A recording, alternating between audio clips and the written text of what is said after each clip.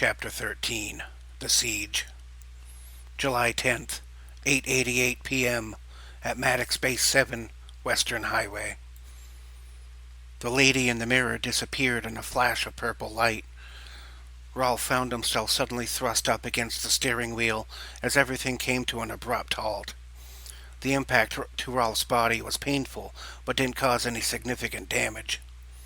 Shaking off the impact and coughing just a bit, cigarette smoke poured out of Rolf's lungs as a result of the impact with the steering wheel. Looking about, Rolf realized that the car had not crashed, but that everything had simply stopped. The car's instruments still registered 88 miles per hour at 2,500 RPMs, but nothing was moving or making any sound. Glancing down at the clock radio on the car's CD player, the time was 8:88 p.m. Trying to put together the pieces, Rolf tried to push the car's driver's side door open, but the latch wouldn't budge. Nothing Rolf tried to touch would move at all, so he instead crawled out the open car window. Rolf gathered that everything around him was frozen in time. There was no wind and no sound. It was like being numb and deaf, but surrounded by solid barriers and inflexible matter, save for the very air that he breathed. Above his head, an owl was frozen in place in the air. Rolf's every breath came out as a bright white frozen vapor against the dark night. He tried to call out, but there was no sound as the air passed through his throat. The voice of the purple lady echoed throughout the whole of Rolf's experience in a roaring whisper. "Go! Run!" Gathering his bearings about him, Rolf determined the direction of the general's residence and burst into a sprint. He ran with all his strength, only able to measure his speed and breathing by pure sensing, as there were no sounds nor any sense of physical feeling. He made sure to keep his breath deep and regular as he ran down the street, with his pistol out at nearly 25 miles per hour. He used his vision to track the rest. Rolf's strength and physical conditioning were some of his strongest traits, along with his combat training, aggressive attitude, and cybernetic enhancements that grant him superhuman ability when aiming a ranged weapon. Rolf ran off-road and onto the grass to take a shortcut, but found it unsettling and hard to navigate, as the grass and plants under his feet did not bend at all, seeming as solid as any metal. The uneven and sharp surfaces meant ankle strain, none of which he could feel pain from, but could sense nonetheless. At one point, he tripped over a flower, catching himself at the last moment, almost landing on his face, and would have landed on top of sharp blades of grass.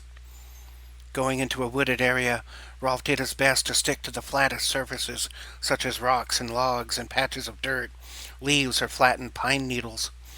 He ran through woods, over a small pond, and down several streets as he headed toward the elevator shaft 61, the quickest direct route to the general's home. Rolf ran past the security gate to the building encapsulating shaft 61. Seeing two security officers frozen in time, huddled together, looking at something on one of their cell phones. Just as Rolf jumped over the metal bar meant to obstruct vehicles from entering, time around him unfroze in an instant. A moment later, Rolf finally experienced all of the physical pain and discomfort of having run on such a distance on bad terrain. Stumbling some at first as pain shot through his feet and ankles, and as some of the fatigue set in, Rolf focused himself and pushed through all that, continuing to sprint across the parking lot to the building. He winced in pain but sprinted at full speed. The two guards he had run past didn't even notice, as he was already a few dozen feet away and about halfway across the building's parking lot. The two men looked up from the phone to notice one of their armored trucks coming straight for the gate at breakneck speed. One of the two stepped out of the booth, waving his arms, hoping to get the truck to halt.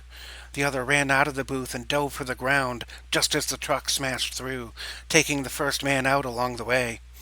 Just as Rolf heard the crash of a truck smashing through the gate and turned around to see, the power went out and everything went black. A moment later, emergency lights started to come on, but then there was a massive explosion, followed by an EMP wave, taking out all but the most well-insulated technology. The lights went out again, but weapons and communication system remained online. Rolf's cybernetic eye quickly adapted, allowing him to see in the darkness as the sound of explosions and gunfire erupted from several other locations throughout the Base 7's dome. It quickly dawned on him that this was some sort of assault on the base, which made the Purple Lady's warning feel much more relevant and very spooky. Rolf saw several, at least 20 figures pouring out of the back of the truck. Each moved smoothly, silently, and with a faint trail of cold, as their body temperature was about negative 10 degrees Fahrenheit. For certain they were Necrosidious, and assuring the safety of the general would be paramount, most especially with the base being under attack. It was the head of security's personal duty to ensure that command remained intact. Rolf turned and sprinted for the building, but not without being noticed. A hail of energy weapon fire flew across the parking lot in a barrage of near misses. Bending at the waist and keeping his head down, Rolf dashed past the weapons fire and exploding brick and mortar as he made his way toward the main entrance, past the outer brick wall barrier of the front of the surround. Kneeling down behind a steel beam, just a few feet away from a door, Rolf took a few breaths and checked the ammunition in his pistol. Rolf muttered out loud to himself as he reloaded the clip and chambered around. 17 rounds of Omni ammo. 16 alien scumbag vampires. Shit, I'll even have a round left in case I get bored or suicidal. Taking in a deep breath and physically tensing up, Rolf held his pistol at the ready, preparing to move. Rolf screamed out the war cry, "Die, motherfucker, die!" Dashing across the 8 feet of distance between poles, Rolf fired off 2 shots, each of which hit their target squarely in the middle of the forehead, causing them to burst into flame and explode as several beams of energy flew past. One of the purple beams caught Rolf's shirt sleeve, causing it to catch fire as he dove for the safety of the second steel beam. He quickly noticed and used his free hand to pat out the flames on his shirt, which now had a burn hole on it. Rolf made a sneering face and grumbled, "Cunts! It's one thing to enslave my planet, but no one ruins my favorite shirt." He screamed this while re-emerging to fire off another shot, this time hitting one of the invading Necrosidious in the center of the chest, vaporizing it and leaving behind only its clothing and gear, burning up on the asphalt. Another near miss fractured some of the bricks, causing Rolf to squint as matter exploded around him. The exchanges of weapon fire escalated as more security officers became involved, and a second armored truck crashed onto the location, releasing dozens of Red Union soldiers, some of whom would likely be vampiric. Rolf tried to pop off another shot while dashing, but had to retreat back into cover before he could get the shot lined up. The enemy was pressing forward and gaining ground, as one security after another fell to enemy forces, by gun or by fang and claw. Just as the enemy was getting close to the threshold of the entrance, Rolf heard 2 mechanical clunks and a whirring sound coming from past the entrance to the building. Knowing what this meant, Rolf exclaimed, "Oh shit!" and dove away from the entrance and to the side behind what was left of the brick wall surrounding the enclosure. A split second later, all the glass in the front doors shattered, and the area was filled with the sound of 2 mechanical .75 caliber chain guns loaded with explosive special ammo, similar to Omni, firing off at a rate of 15 rounds per second. A deluge of orange streaks flew across the lot, causing explosions and decimating everything the rounds touched. Vehicle parts and body parts exploded in every direction as the twin guns mowed down anything that the mech suit's operator aimed at. As the pilot maneuvered the Secura-mech through the open doorway, dozens of beams struck it, wearing down its force field in flashes of light. As the power of the force field started to wane, another mechanical clunk indicated a change of ammunition. 30 photonic rockets fired from either arm of the suit in under 5 seconds, laying waste to and decimating anything they struck with mighty explosions, destroying both trucks and laying waste to several dozen enemies. However, in the face of such overwhelming masses, such a turnaround was bound to be quite temporary. As the battle raged on, and Rolf tried to get a handle on the situation so he could determine his next move, a purple blur came from the chaos in the firestorm of the night. A Necrosidious soldier landed directly on top of the mech, and with a mighty thrust, put its fist through the transparent metal view screen. Grabbing the mech pilot by the throat, the Necrosidious yanked up with all his might, dislocating the pilot's shoulders and breaking his neck, just before ripping the pilot's head off completely. Rolf managed to get off a shot and hit the enemy, but they were heavily armored, and the Omni ammo cannot penetrate it. As the Necrosidious looked up to determine what had struck him, Rolf placed a second shot squarely between the enemy soldier's visor and face, sinking the bullet and killing the target in a fiery flash. But it was too late, as the mech operator had already been mutilated to death. As it was, Rolf still needed to get to the general. Rolf gave Sergeant Patterson's corpse a respectful nod and salute, then made a maximum speed dash for the building entrance as the chaos and the violence continued to rage outside. As Rolf dashed for the door, several shots nearly hit, one of which took some hair off the top of his head, while another grazed his left calf. Rolf was full of so much adrenaline he didn't even notice he was injured and bleeding, as some of the shrapnel had pierced him in non-vital places. He also had no healing injections or extra ammunition, but his focus was now unshakable. Things inside the building weren't much better.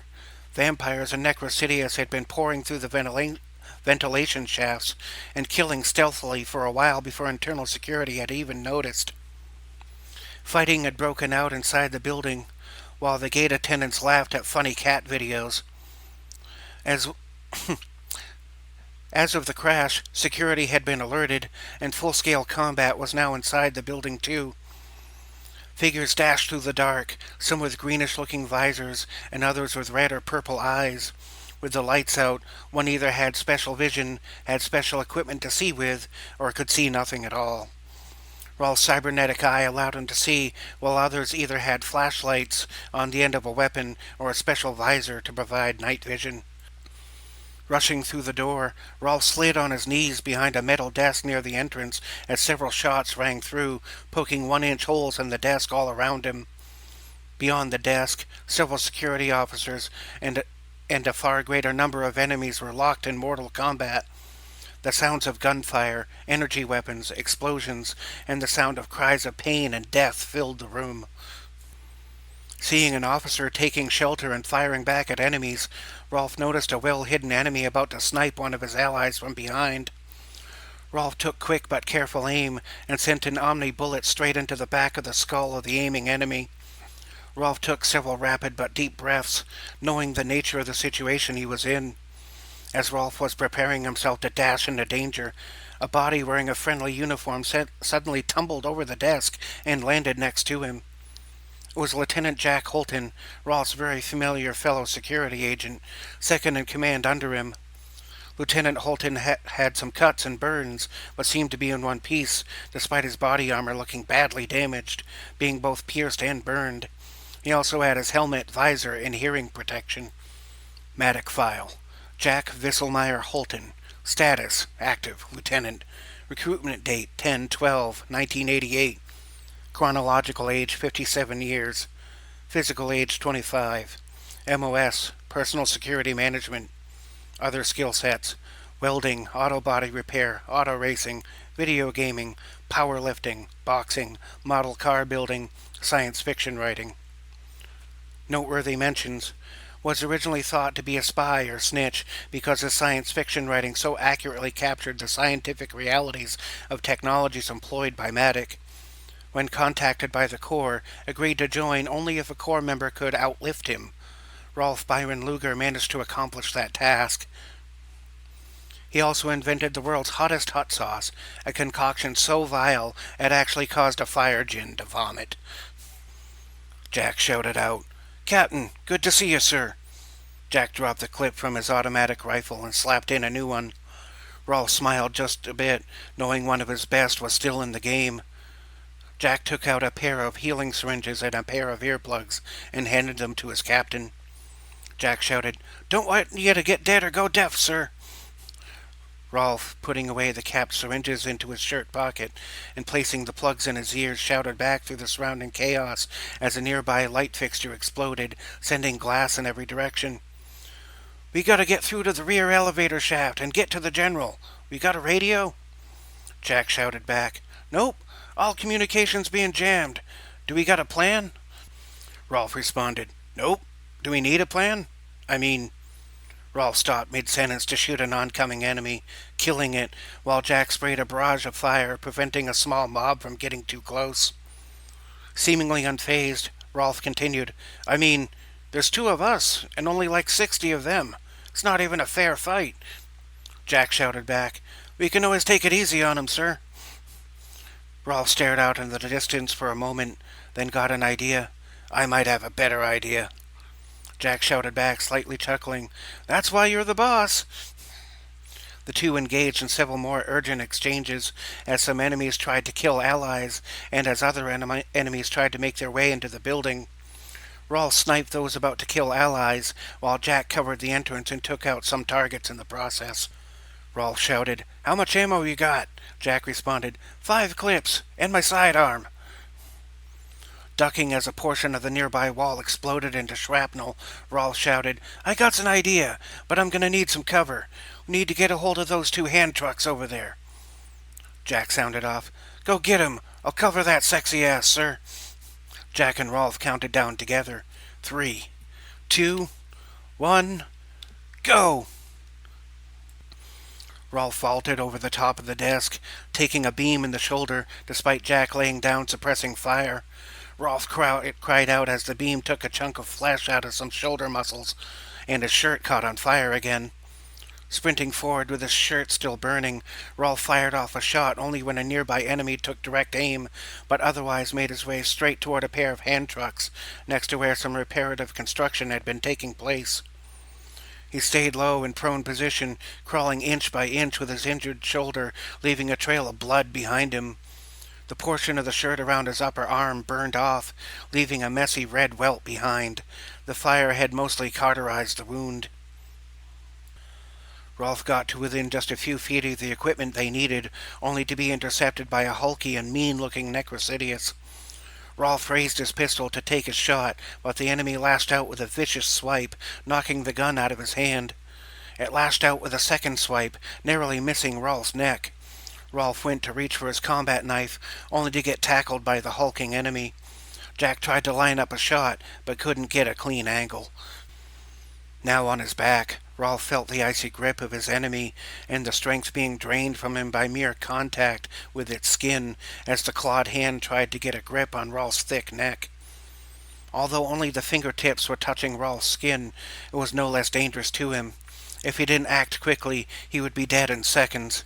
Summoning all his effort, Rolf grabbed hold of the enemy uniform by the shoulders on either side, and despite being choked as he stopped fighting off the hand, managed to lift the 500-pound enemy straight up off its feet, holding it high above his head. This repositioning gave Jack just the angle he needed to take a shot. A single round left the barrel of Jack's rifle, whizzing by Rolf's ear, hitting the enemy directly in the center of the face. Rolf coughed and wheezed some as the enemy relinquished its grip, falling over, burning and flailing about. Just now, noticing the hole in his left shoulder and seeing the blood trickling down to his waist and still lying prone, Rolf turned around to Jack and gave him the thumbs up. He then dashed straight for the 2 hand trucks, picking them both up in either hand. He ran full speed with both, diving onto the floor, rolling on top of them the entire distance back to the desk, as though they were 2 giant roller skates. As the 2 hand trucks crashed into the desk, Rolf stood, crawled over the desk, and fell back onto the other side. His face was pale, he was sweating, he felt very weak, and he was taking very shallow breaths, all as the result of skin contact with the Necrosidius for just a few seconds.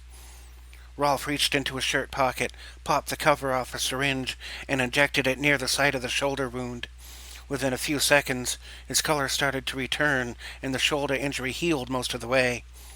Jack reached over and removed the empty syringe as Rolf caught his breath for a moment. Catching his breath, Rolf choked, "Well, that was easy." Nodding, Jack responded, still shouting over the chaos. "So what's the play, boss?" Rolf sat up and turned to face the enemy again, then fired off a shot as an enemy was drawing near enough to pose a threat. Thinking for a moment, Rolf muttered, "Shit, one left." "Sir?" Jack shouted. Rolf responded, also still shouting, "One bullet! Don't worry about that. Listen, their weapons will go through the steel in this desk like it's nothing. But the top is made of quadratanium. If we stand it up the long way on its side with the top facing out, we can use this as a tower shield and make a dash for the elevator shaft." Nodding and still catching on, Jack responded, "This is an 800-pound desk, sir." Rolf continued, "Follow my lead, and when I say 1, we flip the desk up the long way. When I say 2, we twist it around. When I say 3... A piece of wall exploded near them, covering them in debris, pausing the conversation for a moment as they spat out dust and coughed. Rolf resumed, "When I say 3, we slide those trucks under the desk. Then when I say go, you help me push and provide cover fire." Jack paused a second, then took out his phone and took a quick selfie next to his captain, covered in dust, blood, and ashes. Rolf took the effort to flip off the camera while smiling, and Jack took the picture. Jack put the phone away and shouted, "Ready, sir." Rolf called out, "1!" and they took the first step, flipping the desk upward, narrowly avoiding enemy fire. Rolf called out, "2!" and they took the second step, turning the desk around with the quadratanium surface facing the direction they were headed. Rolf called out, "3!" and the ceiling above them exploded and caved in from some kind of impact from the outside. Both of the men found themselves covered in rocks, mortar, and debris.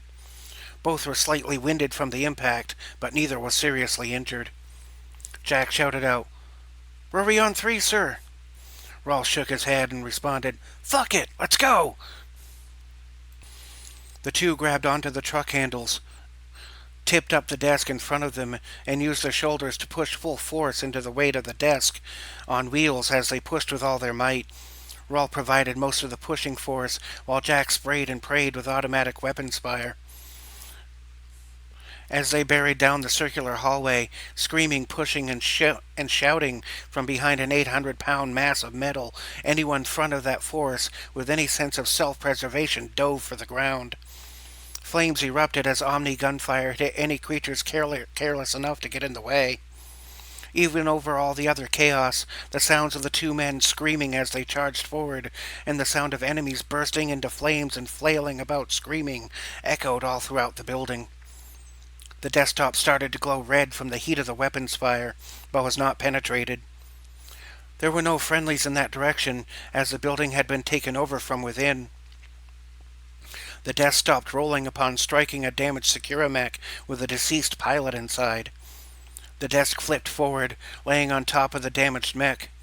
A trail of the flaming remains of deceased Necrosidius and vampires littered the hallway behind them. Rolf stooped down and picked up a rifle and 3 clips of ammo off a deceased Matic defender. The man's head had been taken clean off, but the body armor was intact, so Rolf took that as well. Searching, there were no more enemies between them and the elevator shaft, so they took 5 seconds to breathe, then resumed their task. Jack, seeing that the power was out and that the elevator doors would not open normally, surveyed the situation and got an idea. Jack tapped Rolf on the shoulder and spoke in a less shouty tone. "Power's out, sir. I'll need your help with this." Jack waved his captain over to a spot next to an undamaged mech. Taking out a multi-tool kit from his belt, he started to remove some of the fasteners which held the mechanical weapon to the arm of the mech. Using his combat knife as a screwdriver, Rolf assisted in removing the weapon attachment. In just half a minute, they had detached the weapon from the arm of the mech. Jack picked up one, and Rolf hoisted the other, allowing the two to carry it to the opposite side of the elevator doors. Jack opened a panel on the weapon device and used a screwdriver bit to make 2 points of conductive energy. Jack next took out a piece of chewing gum from his pants pocket and placed it into his mouth, chewing rapidly. Jack spoke calmly as some of the gunfire started to get closer again. "Hold that down, right there, sir." Keeping an eye out for encroaching enemies, Rolf assisted Jack in modifying the mech arm cannon. After a few more quick modifications, the weapon was ready to fire. Jack turned it to face the elevator doors. Holding up a singular wire, Jack spoke. "Once I let go of this, we'll have about 5 seconds to get behind cover. Ready?" Rolf shouted out, "Go!" Lieutenant Jack Holton set the wire down, causing the digital counter inside the mechanism to go live. Both scrambled for cover of the desk about a dozen feet away, stopped in a stooping position with their backs facing the direction of the expected explosion, mouths open slightly, and braced for the impact. A few seconds later, the arm cannon mechanism made a sharp, high-pitched trilling sound, followed by 3 loud klaxon sounds. A single photonic rocket was let loose from the cannon, knocking it into the rear wall and launching the torpedo straight into the metallic elevator doors. A mighty explosion followed, sending the desk and those behind it to the far side of the rounded walls and around the corner. The blast also created a hole in the ceiling and a foot-deep crater in the floor. After the shockwave and all falling debris had cleared, Rolf and Jack found themselves up against a wall, under a desk, and covered in mortar and soot. With ringing ears, despite the standard hearing protection, and with minor injuries all over, both were still alive. Rolf coughed out some smoke and debris. Hacking some, he exclaimed, "Do you think we overdid that one a bit?" Looking at the mangled metal and bricks all around, Jack replied, "Seems to have done the job, sir." Looking back down the main hall again toward the entrance, the fighting had ceased, but the entire hallway was engulfed in flames.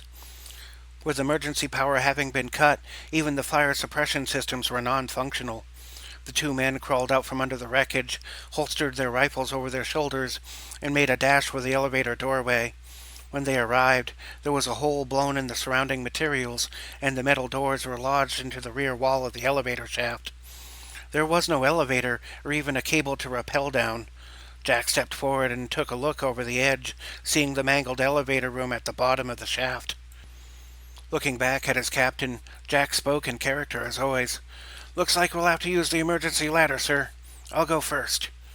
"Emergency ladder?" Rolf questioned, looking inside the shaft and seeing no ladder of any kind.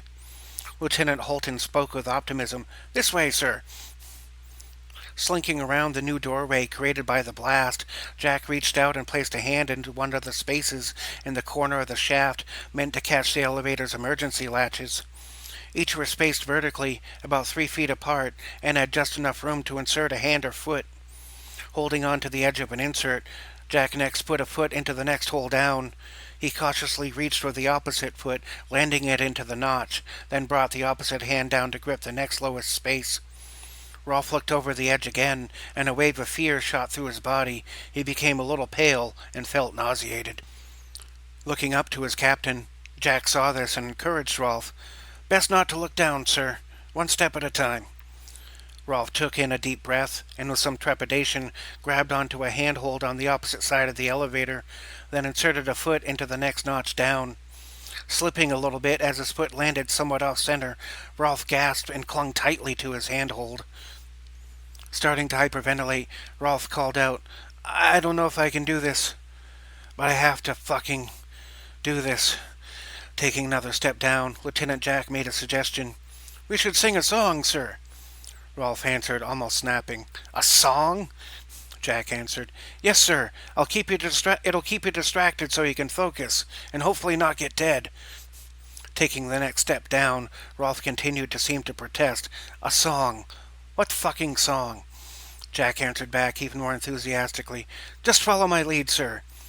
Jack secured his next foothold, and then started to sing, with a surprisingly skilled singing voice, which I, the author, do not have. However, he sang, "Frère Jacques, dormez-vous, dormez-vous, sonnez la mattina, ding, ding, dong, ding, ding, dong."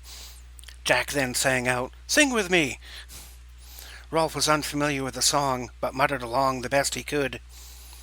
After a couple repetitions, Rolf caught on, and the 2 sang together, taking the descent 1 handhold and 1 foothold at a time. They sang together, with Jack as bass and Rolf as baritone. "Frère Jacques,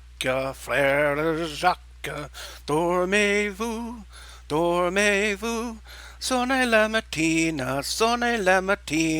ding, ding, dong, ding, ding, dong." The 2 paused for a moment at the sight of the 3rd subfloor's door being open. but inside there was only darkness and the smells of smoke and burnt flesh. The two continued, singing the old French song, one step at a time. Once down to subfloor 5, they could leap the distance down to the top of the elevator, stuck on the bottom level, subfloor 6. As they closed in on the last stretch of the downward descent, Jack suddenly burst into soprano notes, hitting every tone perfectly. Giving each other a nod, both leapt down from a height of about 15 feet to the elevator's roof. Both landed with a slight roll and a metal thud. Relieved to be on the ground and on all fours, Rolf knelt his head down and kissed the top of the surface of the elevator. Calming down some, Rolf inquired, "So what the hell is that song, anyways?"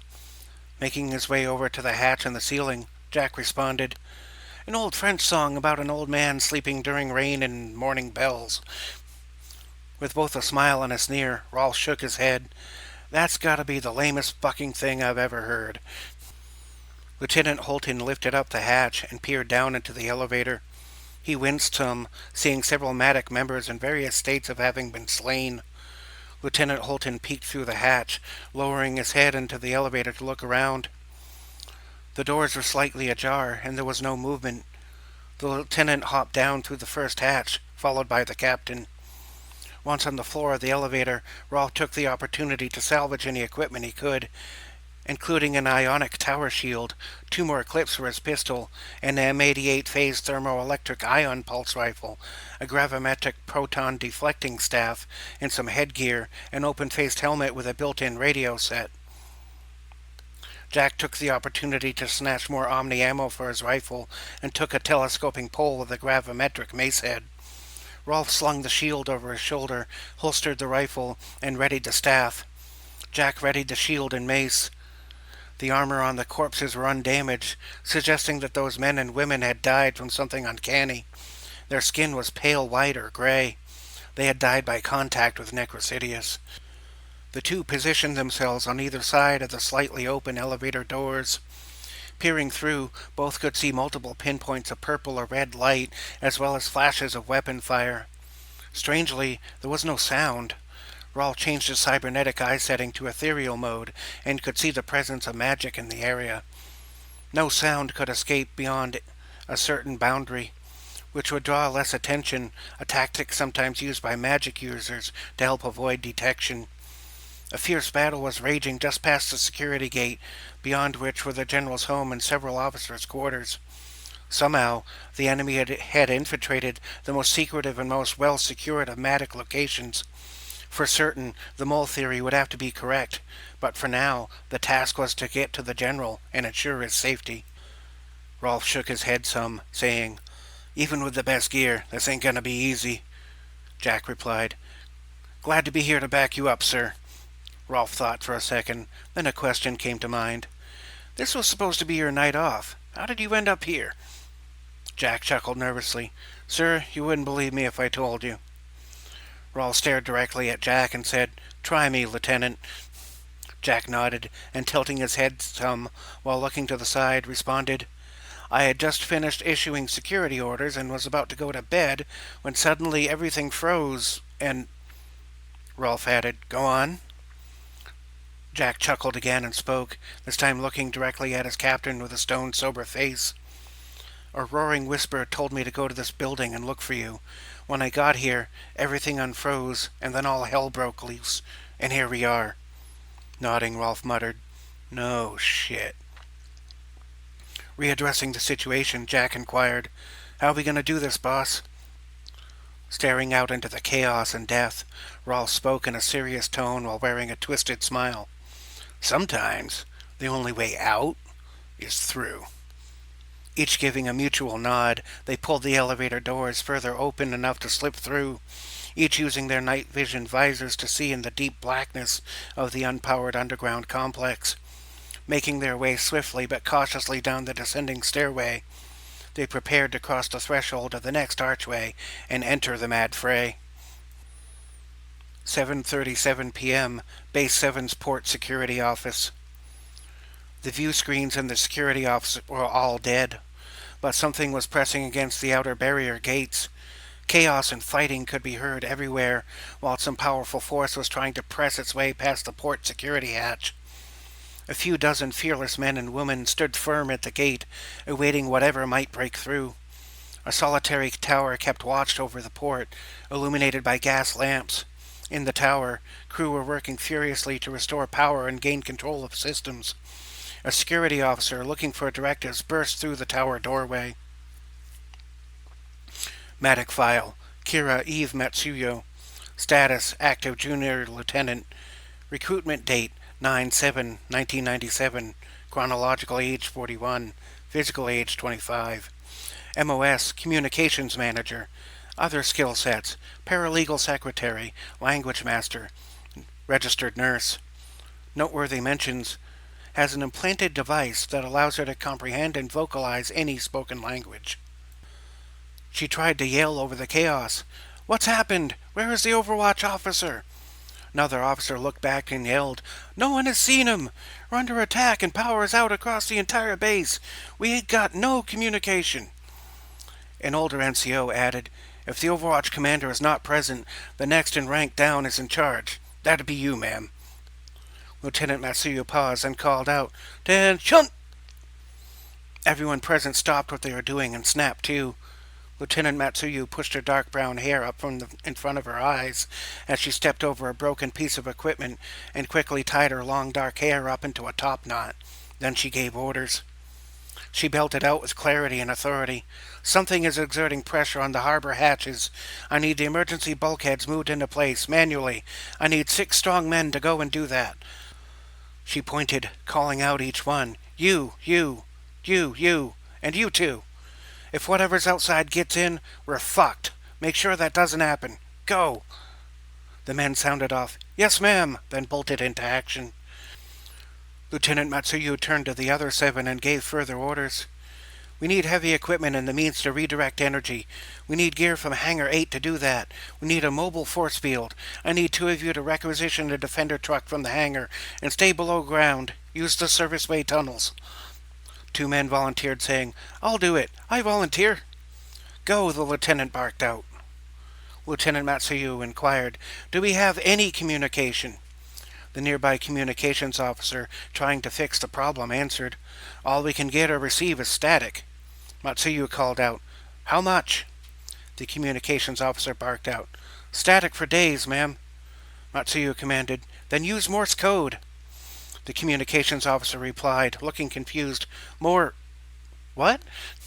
An older logistics officer left the dead instrument panel he was trying to activate and assisted the much younger communications officer. He yelled, "I know Morse. What do I send?" Lieutenant Matsuyo gave orders with clarity and volume. "SOS, Port 12. Secure bulkheads at any cost. Send."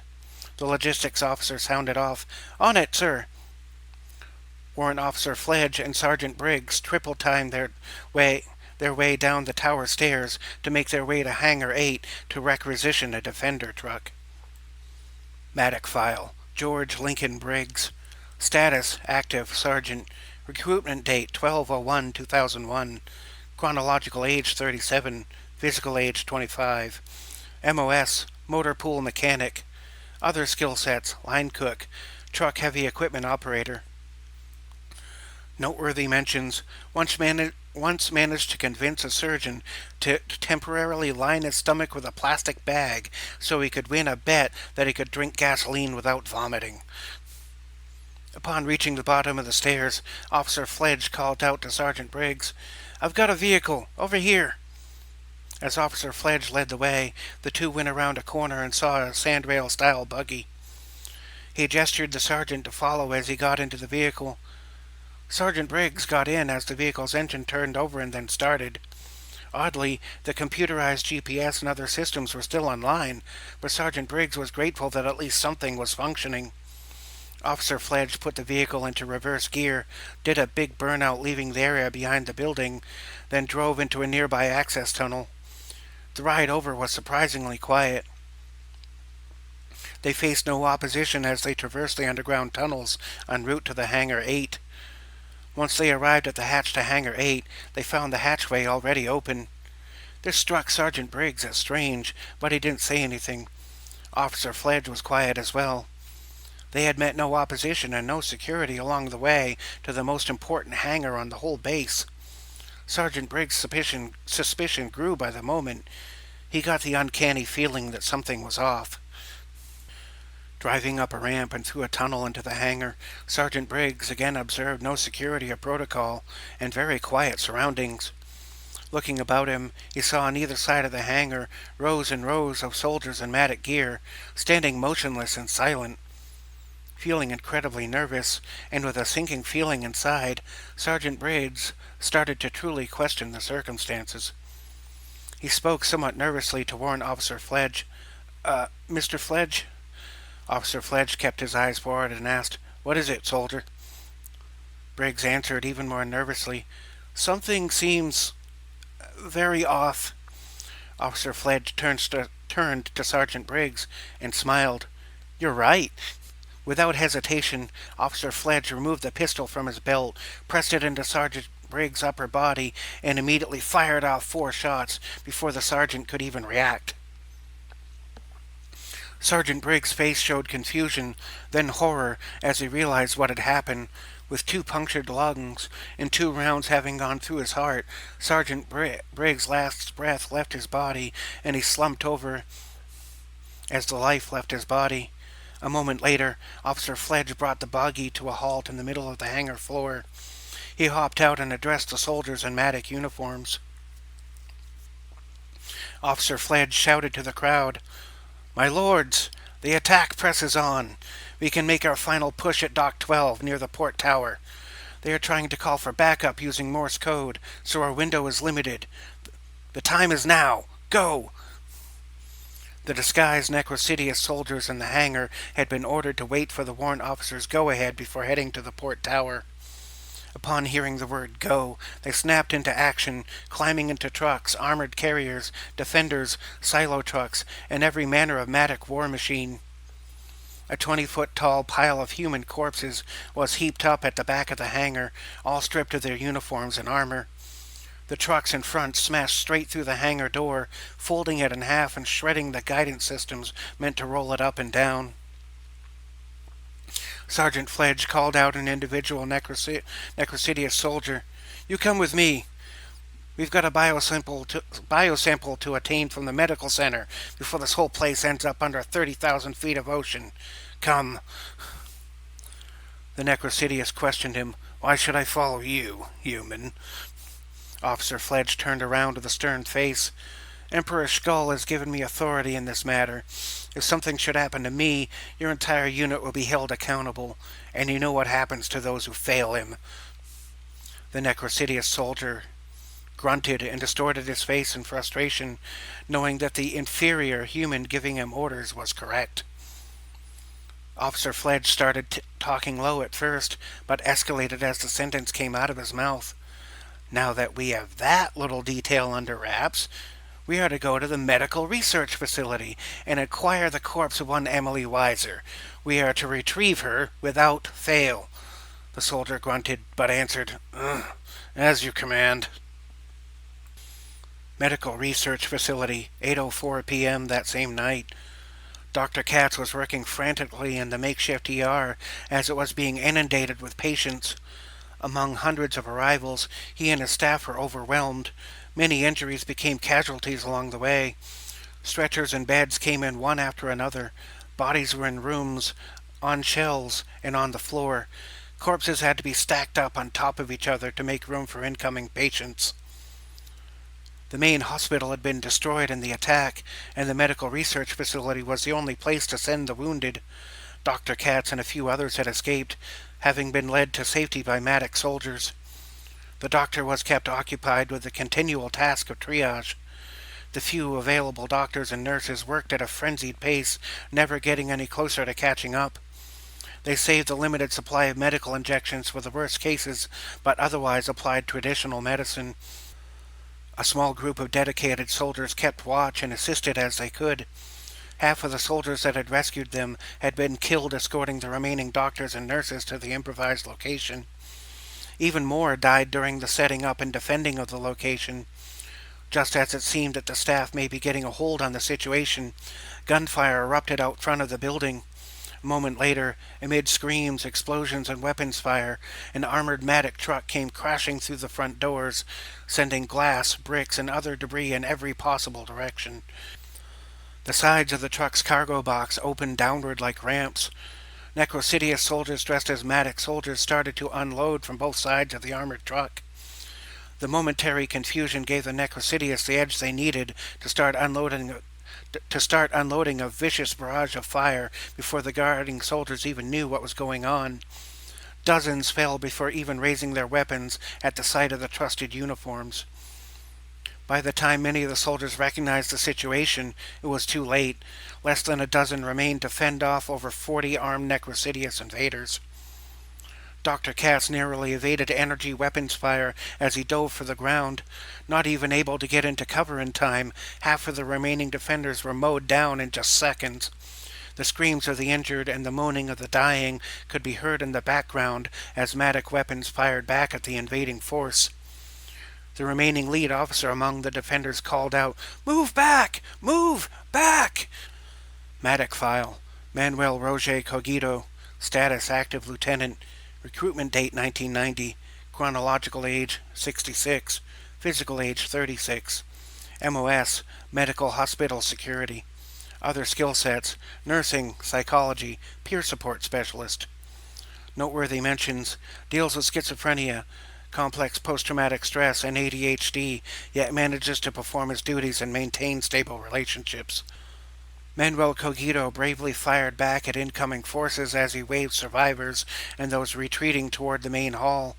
From there, one could go up or down to other floors via the stairs. Cogito cried out, "To the basement! To the quarantine rooms!" Any soldiers, doctors, or nurses going the stairs would be given M77 automatic rifles with Omni ammo, an older design but still very efficient. The Corps had tremendous stockpiles of this weapon for emergencies. An officer stepped out from the cab of the truck as the invaders pushed the defenders deeper and deeper into the medical complex. It was Officer Fledge, carrying an automatic weapon. You overheard a doctor and a nurse trapped in a corner. Huddling together, they realized they had been noticed.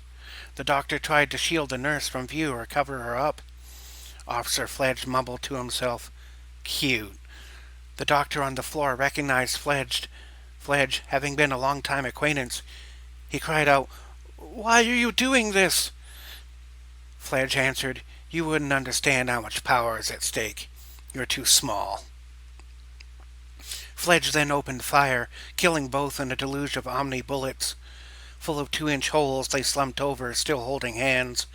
Their blood pooled together, as at first he stopped breathing, followed by her.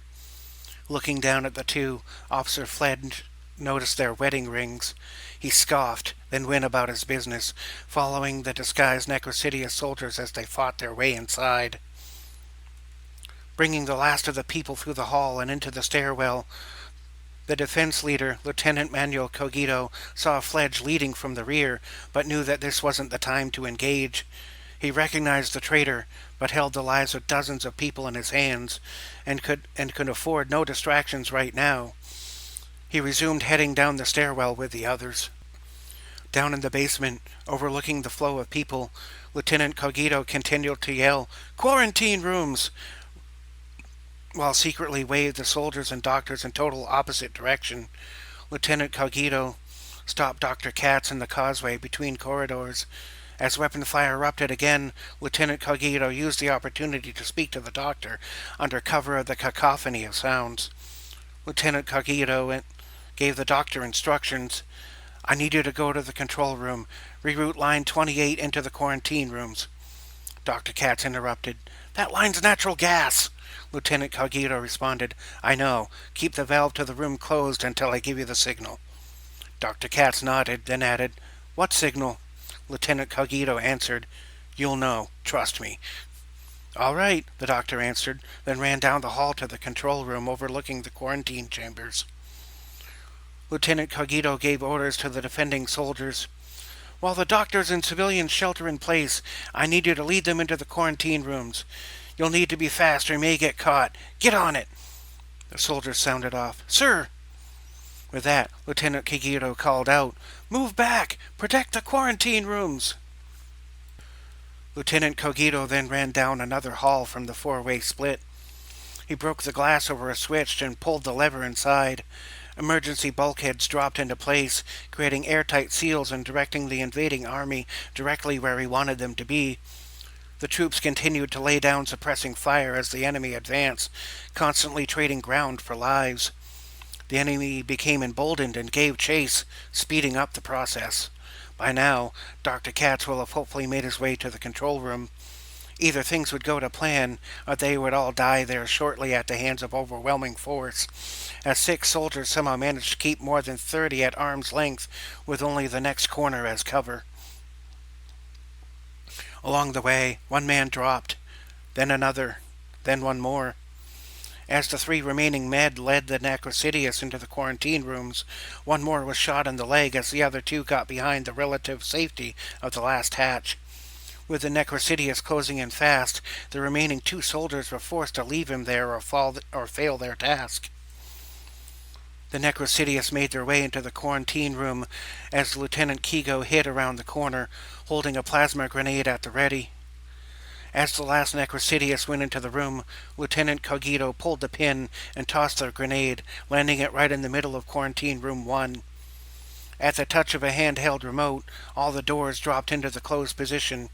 One man was trapped inside, but so was the entire band of Necrosidius soldiers. The grenade went off in a flash, stunning a few of the enemies nearby and causing several small fires. Dr. Katz was in the control room and saw this. Knowing this was the signal, he released the valve, allowing the gas to seep into the room. The man left behind with the injured leg looked up at the confused Necrosidius and laughed nervously. "Knock, knock." And Necrosidius answered, "What?" Sitting on the floor next to the hatch, with blood pouring out of his leg, Private Wimbledon said, "Boom, shakalaka." And Necrosidius exclaimed, "What's that sound?" The leaking gas quickly reached the flames, and the whole of the 2 rooms were engulfed in a mighty explosion and intense flames. The intensity of the shockwave caused minor physical damage to anyone on the same floor. It was as though everyone on that floor outside of the room had taken a sucker punch to their entire body. But the flames were limited to the entirely metallic quarantine rooms. The quadratanium walls buckled but were not breached, and glowed red hot but didn't melt. All the Necrosidius inside quickly burst into flames and were wholly consumed in the blazing inferno. The hissing and screams lasted barely a few seconds. Those defenders who remained were somewhat disoriented by the utter force of the explosion.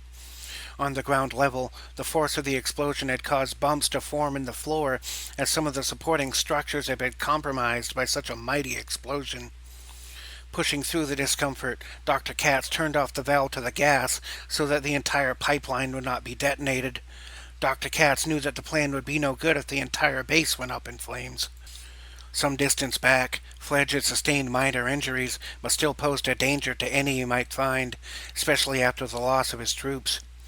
He would have to fulfill his mission himself.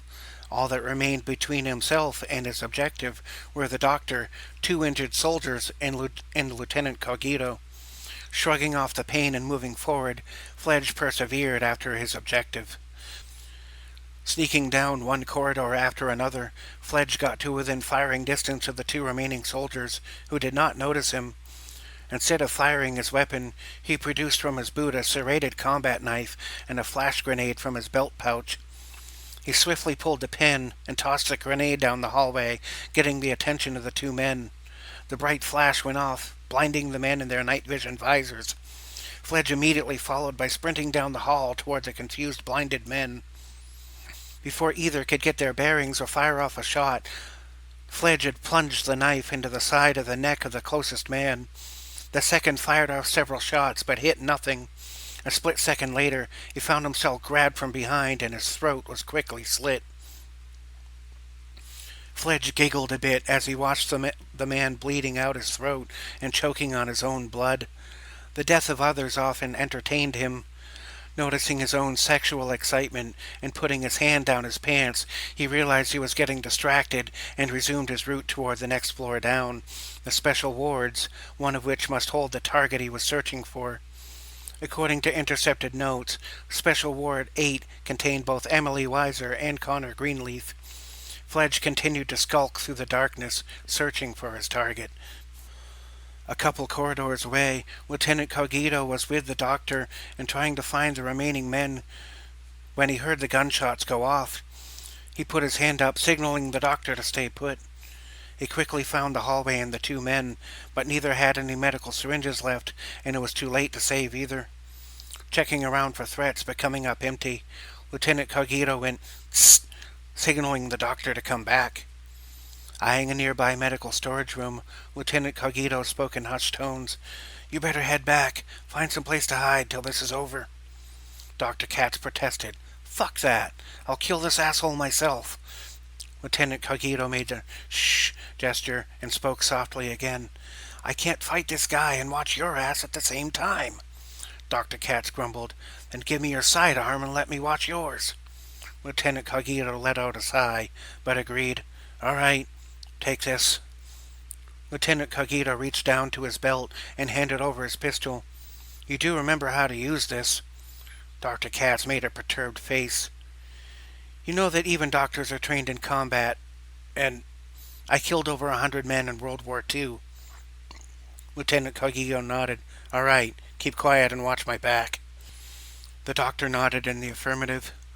Lieutenant Cogito spoke in a whisper. "So, what would be in this building that someone would be willing to kill to acquire?" "Not missing a beat," Dr. Katz responded. "The special wards on B3 are normally the highest security areas. I would check there." The two moved stealthily and swiftly toward the special wards. They cautiously checked around each corner before proceeding, with Lieutenant Cogito leading and Dr. Katz supporting from the rear. They made it to the staircase and descended down to B3. They moved quickly and quietly, but every return revealed only more darkness and silence. Lieutenant Cogito made his way swiftly and cautiously from one corner to the next, darting around each one silently.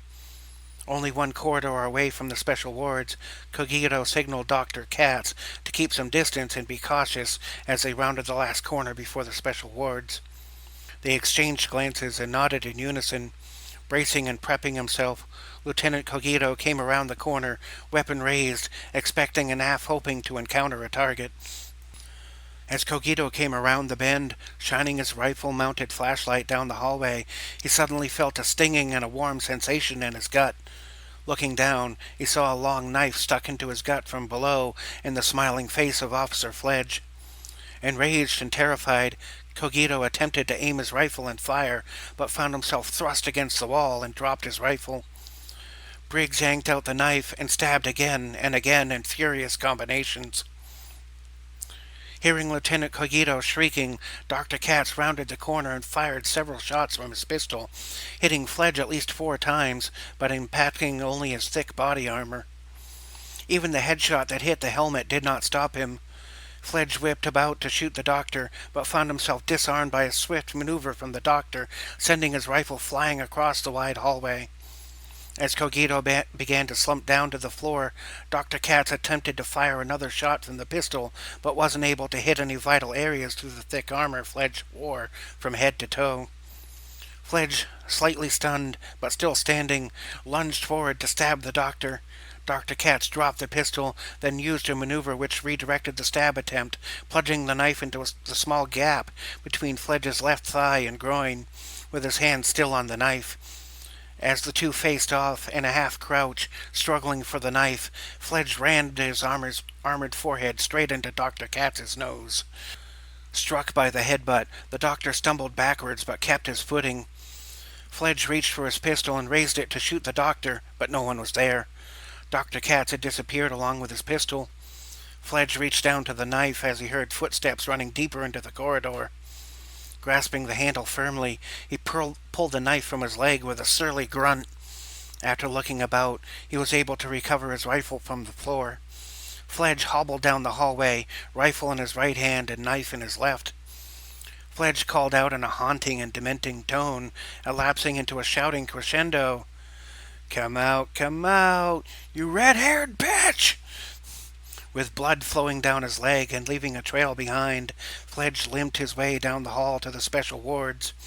He stopped in front of Ward 1, shot the door handle, then bashed the door open with the gravimetric butt of the rifle, amplifying the force of the strike by a factor of 10. Darting the light on the end of the barrel around as he went in, Fledge found the room empty and moved on to the next. Fledge went from one ward to the next, busting into and checking each one in like fashion. In between busting doors down, he would shout out taunts in demented tones. I'm gonna turn your throat into a second vagina! Come out and die! Get back here so I can fuck you! By the time he has made his way to Ward 6, Fledge noticed a jerry can in the hallway next to the door to Ward 7. Leaving Ward 6 uninvestigated, he hobbled his way over to the container to investigate. He next noticed that the door to Ward 7 was slightly open, and that a blood trail led into the room. Pushing the door open a little more and shining his light inside, Fledge saw the form of two bodies under sheets. Suspecting he may have found his target, Fledge stepped into the room.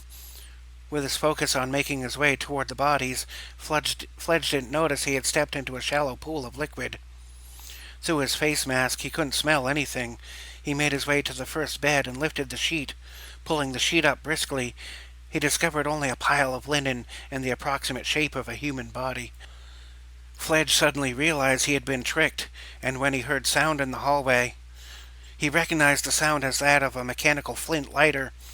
He quickly put the two factors together and turned to leave the room, but no sooner than he had turned around, a flaming object landed on the floor, igniting the liquid.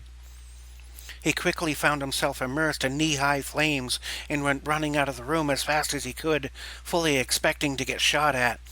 Arriving in the hallway, he encountered no one as he darted the aim of his rifle around, but found his boots to be on fire and was forced to drop his weapons and remove the flaming boots. He burned his hands doing so, but managed to quickly take the boots off before his feet could be burned. There was a brief, silent pause, followed by the sound of shattering glass. Fledge turned around, startled, but shining his rifle-mounted light down the hall revealed only that the hall in front of Ward 7 was covered in broken glass from the remains of the window, which had been shattered from the rising flames. Now the door to Ward 8 at the center end of the hallway, which was closed previously, was now slightly open. Feeling toyed with and even more enraged, Fledge screamed out, "When I find you, I'm going to rip off your tiny dick, shove it in your mouth, and then shove your head up your ass!" Ward 8 had no windows and had only one door in or out. But to get there, Fledge would have to cross broken glass in his socks. Seeing the challenge, he removed his upper body armor and took off his button-up uniform shirt, under which he wore a black tank top. He laid the shirt on the floor, bunched it up some, then stood on top of it. Stooping down, he retrieved his weapons. He then shuffled his feet forward, sliding on the shirt as a makeshift barrier between his feet and the broken glass. Fledge was so focused on crossing the broken glass that he left his body armor on the other side of the broken glass as he crossed, still carrying the rifle and knife. He started to shimmy his way across swiftly. Once halfway across the area of broken glass, several gunshots rang out from the darkness of Ward 8, the few flashes revealing only a form illuminated orange from firing 6 shots in the dark. As the shots rang out, Fledge lunged for the ground, evading all shots but one, which went through his right shoulder. Despite this, Fledge kept his grip on both weapons, firing the rifle as he dove for the area beyond the glass. He couldn't tell if he had hit anything, but there was a sound of something hitting the floor in the room. Shining light into the room from his position laying prone on the floor, Briggs saw no one. Fledge stood, abandoned the shirt, and cautiously resumed making his way toward Ward 8 in his socks as blood dripped from the recent shoulder wound. His feet also bore some mild cuts despite his precautions, and so he left bloody footprints with every step. Seething with anger, grunting and huffing as he went, Fledge kept his rifle trained on the doorway and his combat knife at the ready. Approaching the slightly open door, there was only the glow of the medical monitors within the room. Reaching into the room and around the corner, he tapped the light switch, but no lights came on. Now even more spooked, he decided to spray the interior of the room with automatic weapons fire from just outside the doorway. Pointing the rifle through the door, he emptied an entire cartridge of 60 rounds, screaming at the top of his lungs as he fired. He then raised up a foot and kicked the door open wide, letting some of the room become illuminated. Peering inside, Fledge saw an empty bed to the right and a medical storage freezer to the left. "There's the cunt," Fledge muttered to himself upon seeing the medical freezer. "The boss just needs a little of your DNA." With his attacker still unaccounted for, Fledge remained conscious. With his attacker still unaccounted for, Fledge remained cautious and determined to find his attacker before gathering his prize. He looked down the hall one more time, but perceived nothing other than the sounds of combat outside, as the ground occasionally shook from the impact of some explosive force outside the building. Seeing that there may be some space behind the large metallic door to the room, Fledge reached around the doorway and fired several shots into the space behind the door, in case the doctor was hiding there. Peering around the doorway after firing about a dozen shots, Briggs found no one there either. On the opposite side of the room, Dr. Katz was lying low behind a medical bed next to the body of Connor Greenleaf, whom he had placed on the floor out of harm's way. As Fledge had fired off the dozen or so shots from the outside, the doctor had reached up to a nearby medical tray and grabbed a scalpel, and then went low to the ground. He crawled prone very swiftly as Briggs finished firing off a few more shots, then checked behind the door. As Briggs checked behind the door, the doctor lashed out with the scalpel from behind, severing Fledge's left side Achilles tendon. Fledge screamed loudly and fell forward, firing off several shots as the weapon traveled up, and then lost his grip on the rifle and dropped it. Fledge fell forward as Dr. Katz stood and lunged forward. Dr. Katz dove over Briggs to stab him in the body, but Fledge spun around and intercepted the incoming blow. Fledge caught the doctor's wrist as he lunged down to stab. Fledge tried to shift his weight around and establish a position on top of him. The two wrestled for a position, with Fledge coming out on top, but still struggling for the scalpel. Still holding the scalpel with all his might, Dr. Katz reached down to the pistol secured to his own belt. It was out of bullets, but sufficed as a bludgeoning instrument as Dr. Katz pummeled Fledge's liver repeatedly. Briggs winced some and grunted in pain, then managed to get a hold of the doctor's other wrist, now with one hand on each wrist. The doctor then abandoned the pistol and placed the second hand back on the scalpel. With a singular upward thrust, using all his strength, Dr. Katz managed to plunge the scalpel into Fledge's stomach, taking a hit from the butt of the pistol in the process. Despite being smacked in the forehead, the doctor managed to roll out from underneath Fledge, ripping out the scalpel as he rolled away. Dr. Katz used this brief moment to get back onto his feet, but Briggs spotted an IV pole nearby, grabbed the bottom of it, and then swung it in a powerful arc, hitting Dr. Katz in the right temple. The doctor kept his grip on the scalpel, but was stunned just long enough for Briggs to hobble back up onto one foot. It was now a man with a metal pole versus a man with a medical knife. Dr. Katz took up a fight-ready position as the insane Fledge hobbled toward him, dragging the bum foot behind him. Fledge lashed out wildly with the pole, missing the doctor's head by less than an inch. As Dr. Katz weaved under the blow, he got close enough to lash out with the scalpel, creating a gash in Fledge's abdomen right into a kidney. The scalpel was tiny, but the doctor knew human anatomy.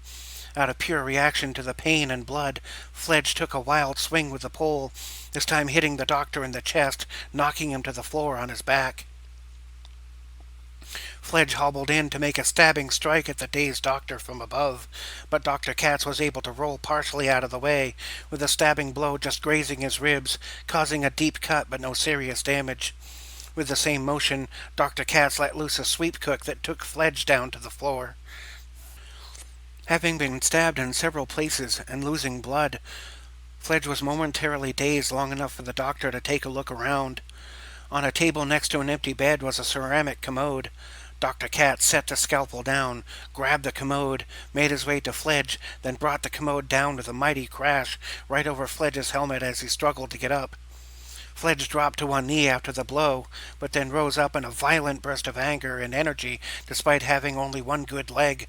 Dr. Katz tried to bring down another blow, but found himself intercepted as Fledge rose up from the floor. The two went crashing down to the floor, with Fledge on top, pressing his forearm into Dr. Katz's throat. The commode had gone flying away, and the doctor no longer had the scalpel, so he reached out to see if there was anything he could use as a weapon. Just the tips of his fingers on his right hand could almost get a hold on the empty pistol. Stretching and straining as he reached, the doctor managed to get a grip on the nearby pistol. Pulling it closer, as Fledge tried to choke the life out of him, Dr. Katz repositioned the pistol in his hand so that he gripped it by the barrel. He then swung it full force into Fledge's left temple several times. Reacting instinctively again, Fledge landed with a round punch, hitting the doctor in the jaw, stunning him for a moment. In a fit of rage, Fledge reached up with that same hand, removed his helmet, then proceeded to beat the doctor across the face and head with it. He lashed out with the helmet and at least a dozen side-to-side sweeps, ravaging the doctor's skull and face with vicious repeated blows. Still bleeding from various places and only half-armored, Fledge took a moment to catch his breath, still straddling the doctor. Looking down, he spit into the doctor's bloodied face, then grabbed a hold of the nearby countertop to pull himself up. Before standing, he leaned down and licked some of the blood off the doctor's face, smiled sadistically, repositioned the erection in his pants to make his crotch comfortable again, then stood up with a grunt. The front of his pants were wet because he had ejaculated during the violence he had dished out. Fledge chuckled to himself, eyeing the medical freezer. Nothing will come between you and I, my dear. We will be the master race, and they will serve us. As soon as we get that precious meat off your bones, learn its ethereal secrets. Fledge stumbled over to the nearby medical cabinet, looking for a medical healing syringe. Pulling the door to the cabinet open violently, several medical tools fell out, along with a pair of medical syringes, one of which Fledge managed to catch. Licking his lips, he mused to himself in a diluted tone. Soon, my girl, we will unlock immortality. It's really a shame your father was a doctor. He had so much potential. But like you, he's just dead meat now. But we can build more. With his gaze still on the stasis unit, Fledge popped the top off the prepared medical syringe, stuck it into his shoulder, and pushed in the plunger, sending the healing medicine into his body. The bleeding stopped, the wounds closed up, and scars formed where the cuts had been. He drew in a deep breath of relief as the majority of his wounds healed. Only a few minor cuts and abrasions remained. Standing over the medical freezer, Fledge saw that it had a combination lock with a digital interface. That too had been knocked out by the massive pulse that had knocked out most of the systems on the base, not attuned to a very specific frequency. Fledge simply lifted the lid to the non-functional stasis unit, letting the door fall open all the way as it swung back down after opening. Seeing the body of Emily Weiser, he looked at her and gave her a wink before leaving the stasis unit to retrieve his rifle. He took it up from the floor, inserted a fresh cartridge, then slung it over his shoulder. He then returned to the stasis unit, wrapped one arm around Emily, then hoisted her up onto his shoulder, still frozen and stiff as a board. With Emily over his left shoulder and the rifle over his right, he reached down to a device mounted on his left wrist armor. He pressed a few buttons, but it could receive no signal. Fledge muttered to himself, "Goddamn carbitanium in these walls, blocking my transport. Shit, I gotta get closer to ground." Fledge turned about, knowing he would have to go upstairs to escape with his objective. He made his way toward the door, ready to make a run to the surface. A loud and distorted voice emanated from a mysterious green glow at the end of the hall. "You're not going anywhere, asshole." "What the fuck are you?" Fledge bellowed. The green light shouted even louder, "Put her down!" Fledge chuckled maniacally. How about I put you down? Fledge took aim with his rifle and fired off a 4-round burst in the direction of the green glow. As he did so, a burst of light like that of a laser beam zipped down the hall toward him at an incredible speed. Something physical hit Briggs in the chest, causing him to fly backwards and hit the rear wall. Briggs lost his grip on Emily, who flew up into the air, then suddenly stopped, and was gently set down on the nearby empty bed as the force slowed enough to be seen.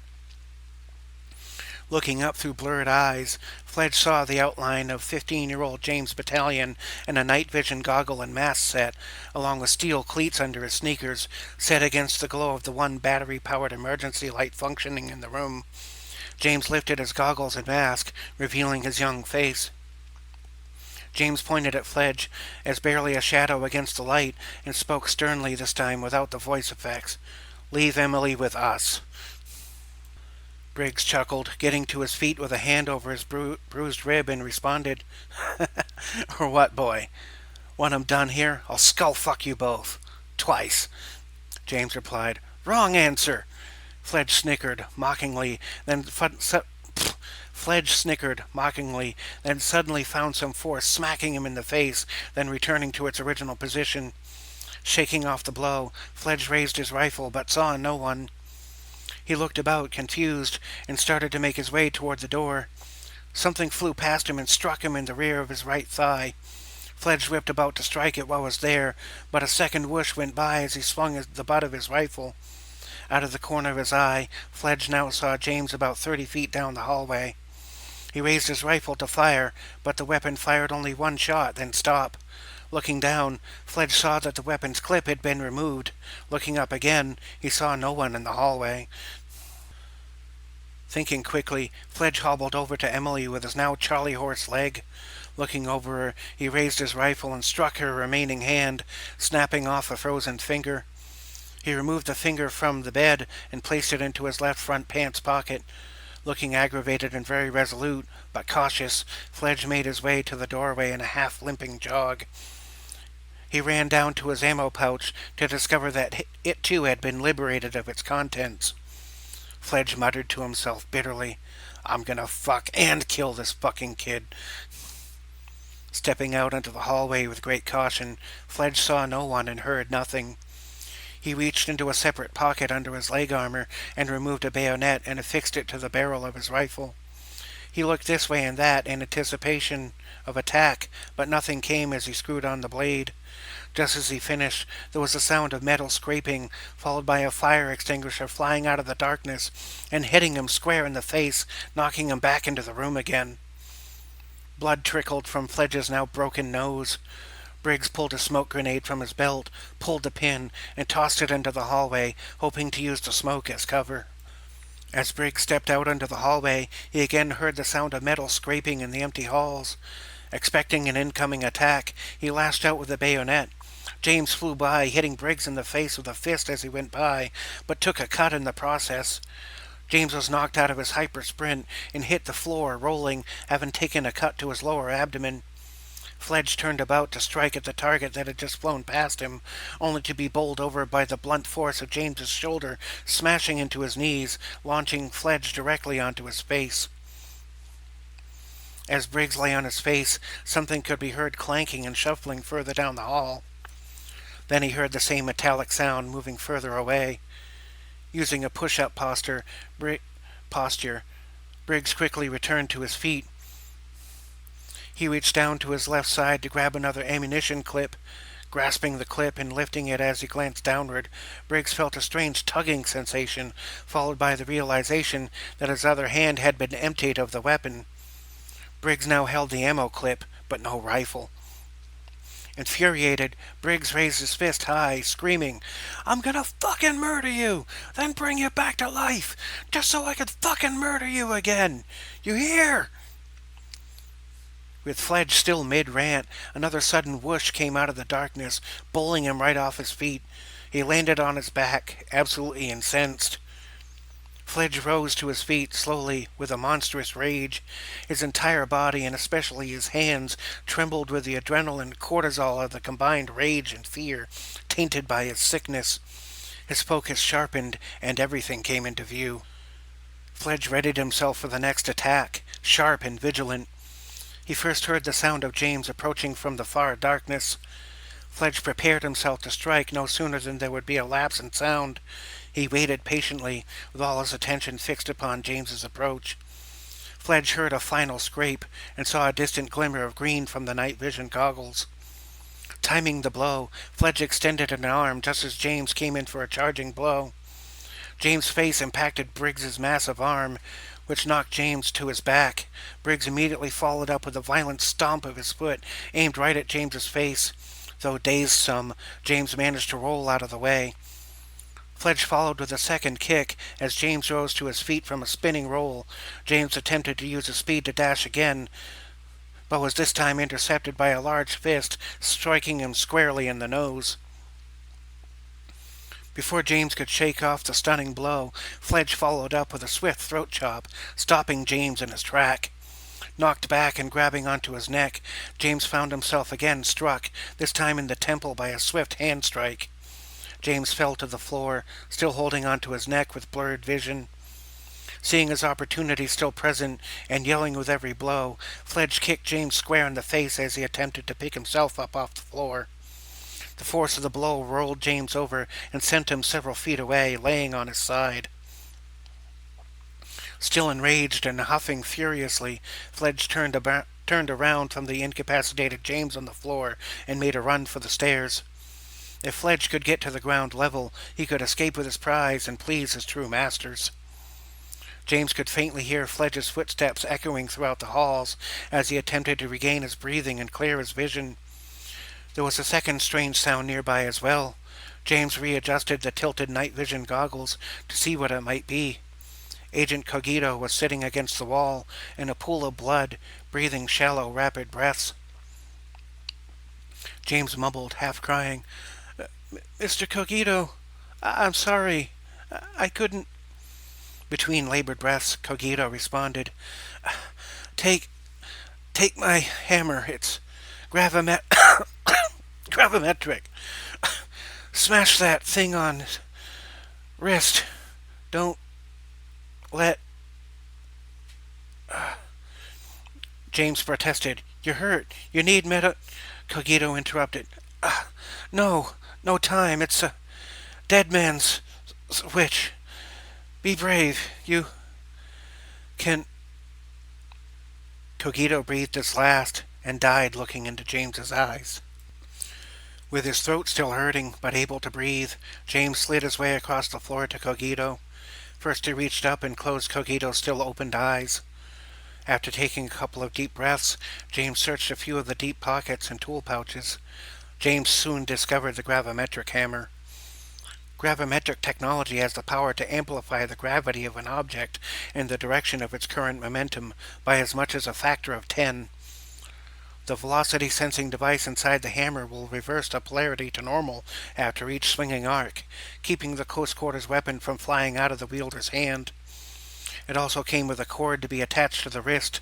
It looked like a mini version of a medieval warhammer, save for the blue glowing strip on the handle. It weighed about 4 pounds and could be wielded with one hand, but when used with maximum force, it could hit with the force of a 40-pound hammer with the velocity of a 400-pound hammer, making the impact greater than either could provide. A good swing of such a weapon had been known to crack titanium. James retrieved the hammer, adjusted it to 10, and wrapped the cord around the wrist of his right hand. Still feeling a bit lightheaded, James squinted and focused on the ambient sound. Fledge was heading for the surface. It was now up to James to stop Briggs from escaping.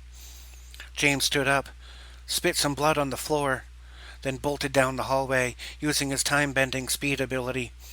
He quickly caught up to Briggs on B2, just 2 floors away from the ground. However, the hatches were still sealed, and it would take some time to get to the control room and release the seals. James intuited that Fledge might go for the control room, and instead double back to that position. Using his immense speed, James made a wild dash for the control room. Upon arriving and bursting onto the scene, James found the control room empty. He quickly turned off all the lights and displays, then waited in the darkness. Some distance away, Briggs could be heard shouting, "Fuck!" Fledge had no doubt discovered that the doors were sealed and that he would have to make his way to the control room. James laid in wait for his mark. After a few minutes, Fledge could be heard shuffling his way down the hall. James remained patient and waited for his cue. Suddenly, a darker shadow appeared between the doorway and the wall behind it. Further, James could feel the evil presence in the room with him. Upon seeing the shadow, James wasted no time and dashed straight towards it, swinging the hammer at the same time. Exploding from the darkness, James managed to strike Fledge's left pauldron, despite aiming for the wrist-mounted device. The impact landed, cracking Fledge's pauldron armor and sending him careening into the back wall of the hallway. Despite this, Fledge managed to keep his grip on a combat knife, his last tool of defense available. No sooner than his back had hit the wall with a thump, despite being winded, Fledge lunged forward, screaming in fury, and lashed out with an armored fist just as James rushed in for a second blow. The armored fist managed to hit James right in the jaw, sending him flying back into the control room he had just dashed out of. Propping himself back up by using an office chair as support, James found himself struck in the head again, this time by one of Fledge's armored boots. Knocked back and delirious from yet another blow to the head, James lurched up and forward, arcing back down after a punch from Fledge, narrowly avoiding the blow and landing the gravimetric hammer squarely onto the top of one of Fledge's armored boots. The shattering blow damaged the armor and stopped Fledge in place as every bone in his left foot shattered. Shrieking in pain and fury, Fledge joined his fists together and brought them down over the back of James's head, knocking him face first onto the floor. Still enraged, and now with a broken foot, Fledge hobbled forward and knelt down on his left knee, with the broken foot trailing behind.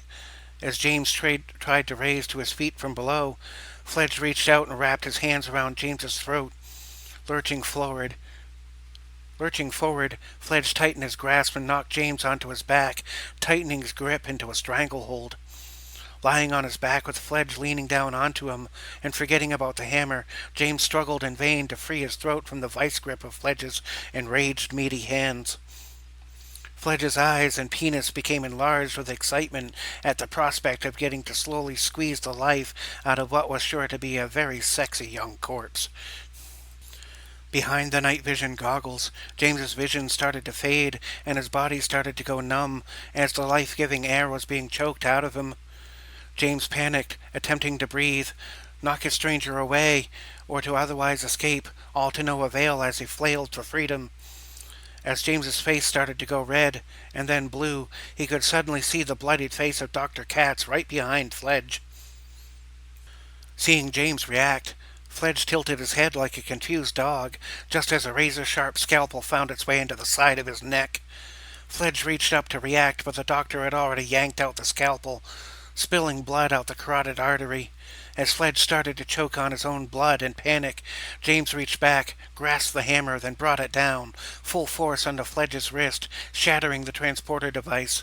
Fledge gurgled even louder with the crushed wrist bone, spitting blood onto the nearby floor to the control room. James shortened the dying process by again swinging the hammer, this time directly into the top of Fledge's head. The head of the hammer penetrated right through the top of the helmet and into Fledge's skull, killing him instantly. Fledge slumped over, blood running out of him as his heart made its last few beats. The blood pooled into a shape that provided the visage of demon wings behind Fledge's back. Fledge remained sitting down, slumped over, staring at the ceiling with a hammer embedded into his skull. Dr. Katz stood motionless, still holding the bloody scalpel. James attempted to catch his breath and get to his feet.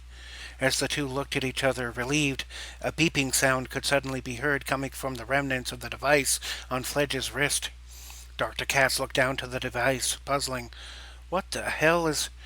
James quickly remembered what the device was said to house, and made a dash to escape from the room, grabbing the doctor and carrying him out fireman style as he dashed away.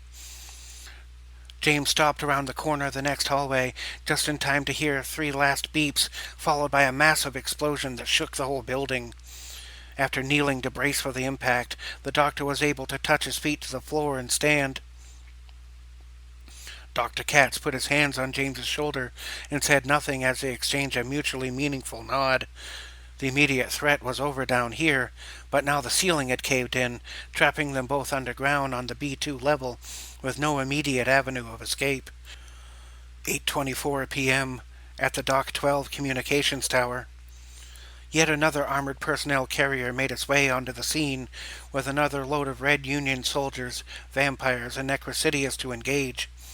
The enemy was setting up barriers behind which they were able to set up the means to launch ballistics. No reinforcements were arriving from Matic, and one well-placed charge could have the capacity to flood the entirety of the bottom of the dome with frigid ocean water if the enemy should reach the docks. Anyone not 60 feet above the ground level would be caught up in the flood if this happened. Only the communications tower and its few occupants stood in the way. Well over 200 enemies had congregated behind the barriers, leaving Matic defenders outnumbered by nearly 10 to 1. Lieutenant Matsuyu had directed those under her charge to erect a defense perimeter out of nearby vehicles and loose materials. The remaining defenders continued to push back and hold the line. It would be imperative that this position be held. The weapons fire and the chaos of the situation drowned out any sound not right next to a person, and the defenders were outmanned, 60 to 1. Lieutenant Matsuyo ran from one position to the next, giving guidance and direction as needed. She would scramble upstairs to the top tower, assist with ranged combat, then rush back down and organize the ground level. Lieutenant Matsuyo shouted to the large man next to her, "Sergeant Washer! Washer!" "Yes, ma'am," Sergeant Washer responded as he returned fire from behind a tower rampart. Matic file, Sergeant Washer. Status, active, Sergeant. Recruitment date 5/28/2014. Chronological age 24. Physical age 24. MOS, heavy infantry, weapons. Other skill sets, airborne sniping, distillery, and brewing. Noteworthy mentions: survived 6 years in a POW camp in the Middle East, escaped after killing everyone, and was discovered attempting to commandeer an unattended Matic vessel. Has served with distinction and bravery at all times. Lieutenant Matsuyu leaned closer to Sergeant Washer and gave instructions. "I need 2 parties of 4, flanking positions on either side." Sergeant Washer responded, "That's half our numbers." Lieutenant Matsuyu re-emphasized, If we don't knock out their launchers before they get assembled, we're all dead." The fighting was fierce, and such an idea seemed impossible under the circumstances. But if they were to succeed in defending their position, some radical action would be necessary. Sergeant Washer nodded, saluted, then rushed off to round up 7 of the 17 remaining soldiers. Lieutenant Matsuyu continued to exchange rounds of gunfire with the growing onslaught. The quadratanium structure of the tower was enough to protect from most weapons and even against some ordnance, but their numbers were too few to push the enemy back. The battle intensified as the enemy now started to employ grenade launchers and rockets. The Matic defenders found themselves pinned down, unable to push back from any angle. Washer gathered up the 7 best people available and started to coordinate an excursion from the besieged tower. He directed 3 to go with him and 4 to go to the opposite direction. He called them out, yelling next to each one, just to be heard, as communications were still out, even on the headsets. You, and you. With me, you, and you 2 there. You're a party now. We need to get outside and flank the enemy. Sergeant Washer called out each one, pointing to the desired soldier. He got the soldiers into a huddle and laid down a plan. Sergeant Washer spoke with volume and earnest intensity. "We need cover. Those metallic panels on the wall. Can we unbolt them? Who has tools?" 3 of the soldiers raised their hands. Sergeant Washer continued. "Okay, I need you 3 to work on detaching the 2 quadratanium wall panels large enough to give cover for people. I also need a welder to affix some sort of handle to the structures so they can be used as a transportable shield. A self-standing mechanism would be great too. Get to it." An explosion went off nearby, killing a Matic defender, whose corpse was blown out of the control room and down the stairs from the top of the tower. Corporal Bendy was the youngest of the group. At the age of 27, he had quit smoking cigarettes, but would never go home to his children. Sergeant Washer saw this and reacted, "We don't got long! Double time!" Sergeant Washer and the three men went downstairs and set about the business of detaching and modifying the metallic wall panels. The improvised shields would hopefully last long enough for a flanking plan to neutralize the threat of annihilation by rockets and other explosive ordnance. The soldiers scrambled to assemble the makeshift shields as quickly and competently as possible. When the improvised shields were ready, Sergeant Washer gave Lieutenant Matsuyo the signal that they were ready to engage. The two groups had a signal rocket launcher and 4 grenades between them. With the rocket staging area guarded from the front, the two teams would need to flank the enemy to have any hope of disabling the launching systems being set up. If they delayed or failed, it could be over in minutes or less. Both sides knew the stakes. Seeing Sergeant Washer's signal, Lieutenant Matsuyo shouted out, "Covering fire! Those flanks need to get there at any cost! Fire!" The two groups took up their makeshift shields and hustled out the front doorway, on the side opposite of enemy fire, facing the docks. It wasn't long before the enemy noticed movement coming out from behind the tower and re-diverted some of their attention onto the flanking parties. Still, the suppressing fire from the Matic defenders was enough to keep the majority of the enemy too pinned down to fire at the flankers. Behind the enemy lines, workers were moving at a feverish pace to get one of the launchers online. Between the launch technicians and the flankers, whichever could get there first would most likely win this encounter. The clock was ticking, the race was on, the bodies were dropping, and losing this position could mean losing the entire base. The flankers attempted to move behind other objects to stay out of sight, but at some point would have to risk weapons and possibly ordnance fire in order to complete their task.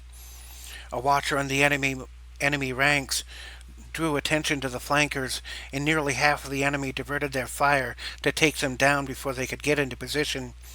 It was getting very heated very quickly, and it didn't look too promising for Matic defenders. 8:29 p.m., 2 miles east of the communications tower. Matic file. Sin Wei Kai. Status active warrant officer. Recruitment date 11/11/1922. Chronological age 108. Physical age 25. MOS occult and paranormal specialist. Other skill sets: sorcery, spellcasting, necromancy, channeling, druidic practices, alchemy, magical engineering, golomancy, magical artificing. Noteworthy mentions: can decipher any written language of any kind, and at the age of 67 invented her own school of magic, martial magic, which is entirely somatic, using gestured actions to redefine reality through magic. Warrant Officer Sin Kai awoke with a throbbing headache. She was lying on the floor of the local commissary under a pile of canned pasta and dry noodles. Lying on her stomach, she pushed herself upward with her hands, knocking several cans of food to one side. She exhaled sharply, blowing the medium-length dark hair out of her face. She managed to stand, still holding her head with her left hand. She used her right forearm to wipe some debris from her face, as well as the pink-smeared lipstick, so that her lips were evenly coated. Her green eyes fluttered a few times as she regained her bearings. An explosion had hit the commissary and taken out half of the building. By some miracle, she had survived the blast and had been knocked unconscious under a pile of canned goods displaced by the explosion. The beautiful young lady muttered to herself in a voice with an uncanny squeak accented by a semi-erotic rasp, "Ow! I finally get to do some shopping and the fucking world explodes. Ah." She looked about, squinting, still holding her head, and cautiously made her way from one knee to both feet.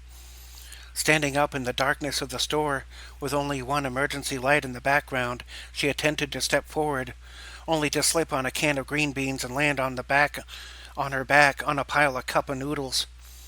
She pushed the solitary white feather from her headband and allowed it to dangle behind. She had not been on duty and was not in her BDUs. Rather, she wore a cream-colored onesie with parachute legs under what would appear to be a royal blue kimono with a tie-up white belt and tassels. The outfit was also adorned with purple knee-high boots and fingerless gloves. Looking up from the floor, Sin saw 3 pairs of red eyes peering through the darkness. She extended her hands, held them out flat, palms down in a horizontal direction. She then turned her palms upside down and thrusted her hands back down below her head. As she did so, a force of wind arose underneath her, lifting her up and placing her back onto her feet. It was too dark to see their faces, but Sin knew they were vampires, and that their intentions toward her could not be good. Sin muttered to herself. Sin's face greeted the 3 with a warm smile. She formed 2 fists as the vampires puzzled at her strange movements.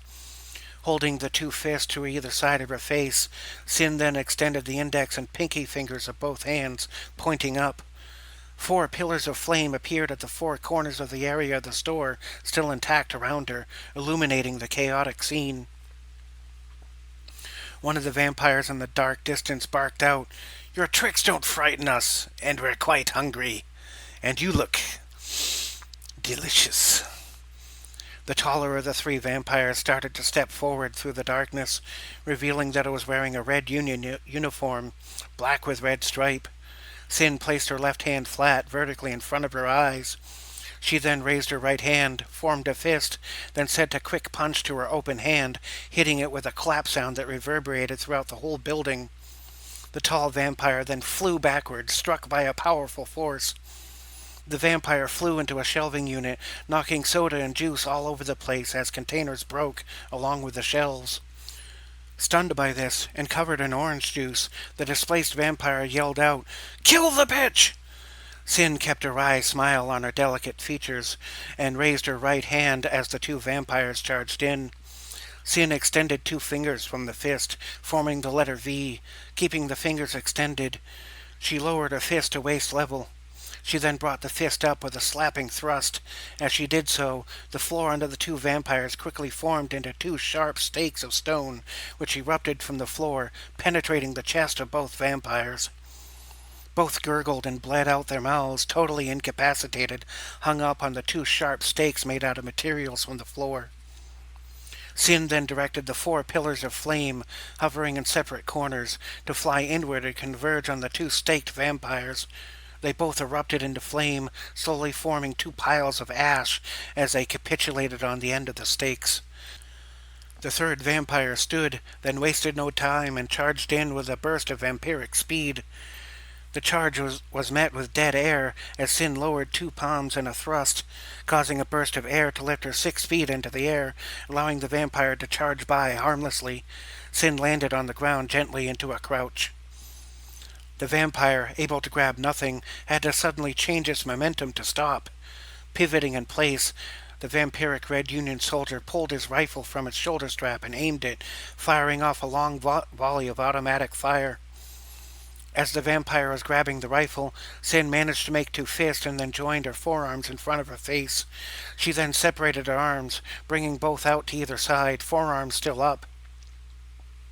As she did so, the deluge of gunfire came in, but was intercepted by the formation of what appeared to be a barrier of stone in the shape of a triangle, forming a temporary triangular force field of translucent stone.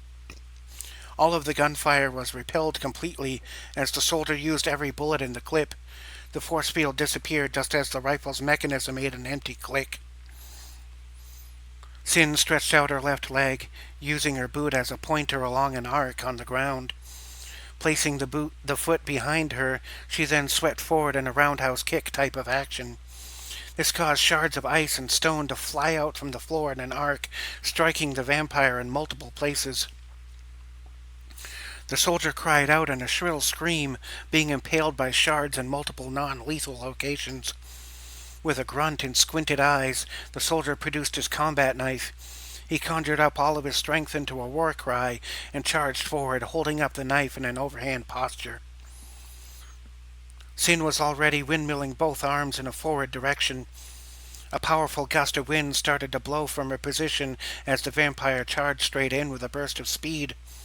As the vampire drew close within the split second of movement, he found himself stopped by the sheer force of wind within just a few feet of his target. The vampire pushed, struggled, and tried to treadmill himself closer to Sin's position, running nearly 80 miles per hour in place. Without warning, Sin stopped flailing her arms and instead made a finger gun symbol with her left hand, with the palm of her right hand flat against the back of her left hand. She held the hand close to her chest and then thrusted it forward violently. Just at this moment, the wind died down enough to allow the vampire to close in, while at the same time a powerful burst of blue flame erupted from Sin's hands. The vampire's own momentum then helped the flame burst with a molten rock core to be shoved directly into its own chest. Sin caught the shoulder's combat knife by the handle as it flew free from the vampire, who now had a 6-inch wide hole directly in the center of its chest. The body caught on fire as the vampire's eyes widened just before the whole body burst into flame. The vampiric Red Union soldier fell to the floor, screaming as it quickly turned into a pile of ash. Sin looked about quickly, verifying that no more enemies were within sight.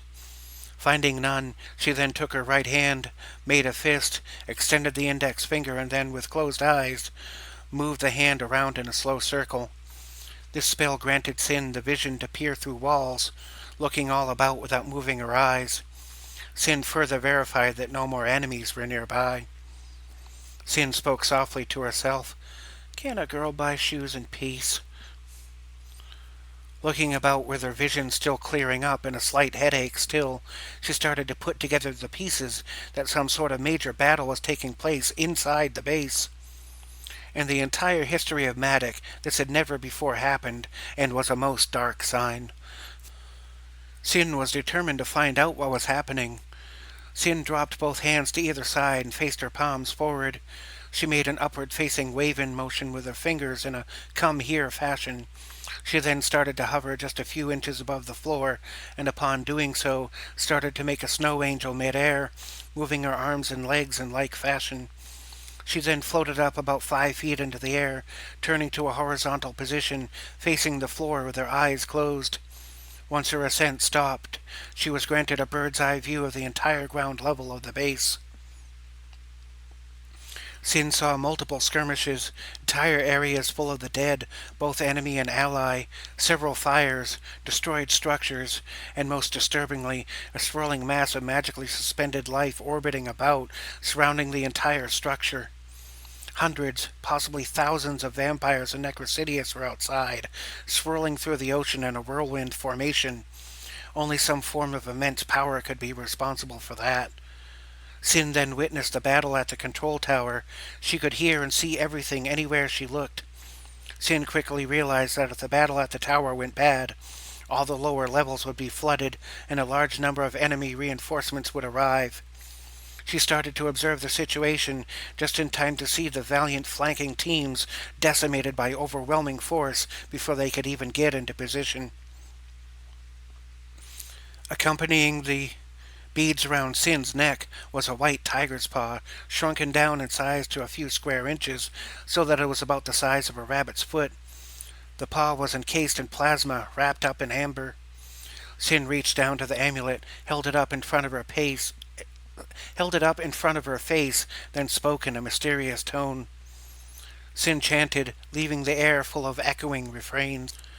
"Nayolagwi, one kulu, kulukani firilanga indu, ostiwanga, marenni, pampalinaga indina, quatsi limbro, la tawasi." Translated, she had cried out in a chant, "The great tiger, be my mountain and my helper. Fight by my side. With me, fulfill our blood vow." A circle of bright blue energy appeared in front of her, followed by the shadowy form of a great cat, which started to materialize from the center. Out of the swirling energy emerged a white, saber-toothed tiger with red stripes, dripping with freshly inked blood. Shinga, the striped, stood about 4 feet tall at the shoulders, and was nearly 16 feet long, not counting the tail, which was about 10 feet long, and ended with a large scorpion stinger.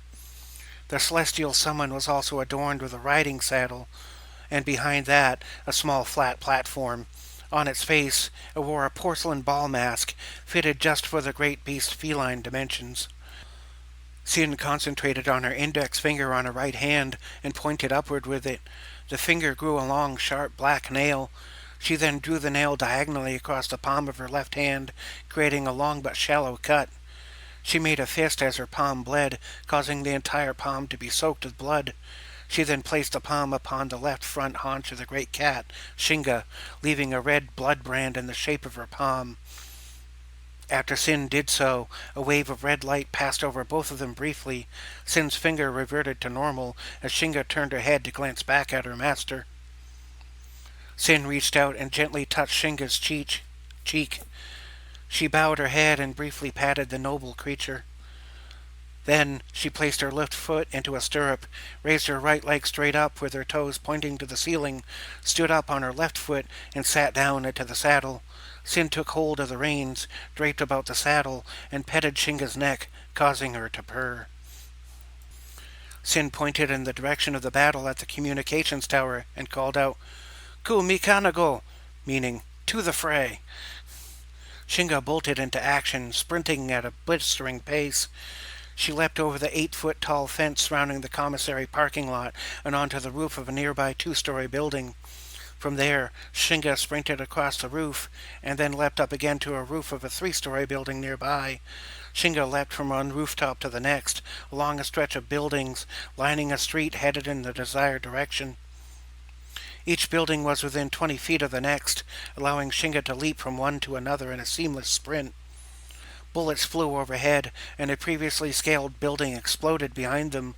Down below, a company of Red Union soldiers were in pursuit, driving Wrangler Star ATVs and motorcycles.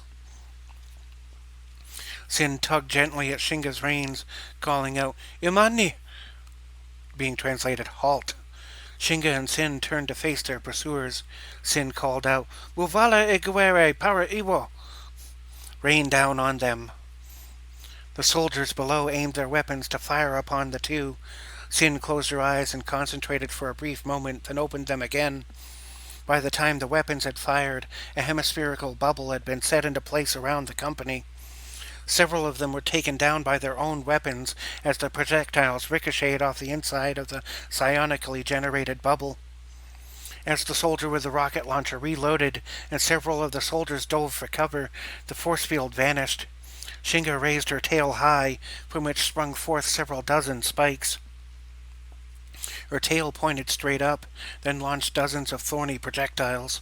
The projectiles went straight up, vanished, then came raining down like falling meteors and flashes of brilliant white light, piercing the bodies of the enemy soldiers below.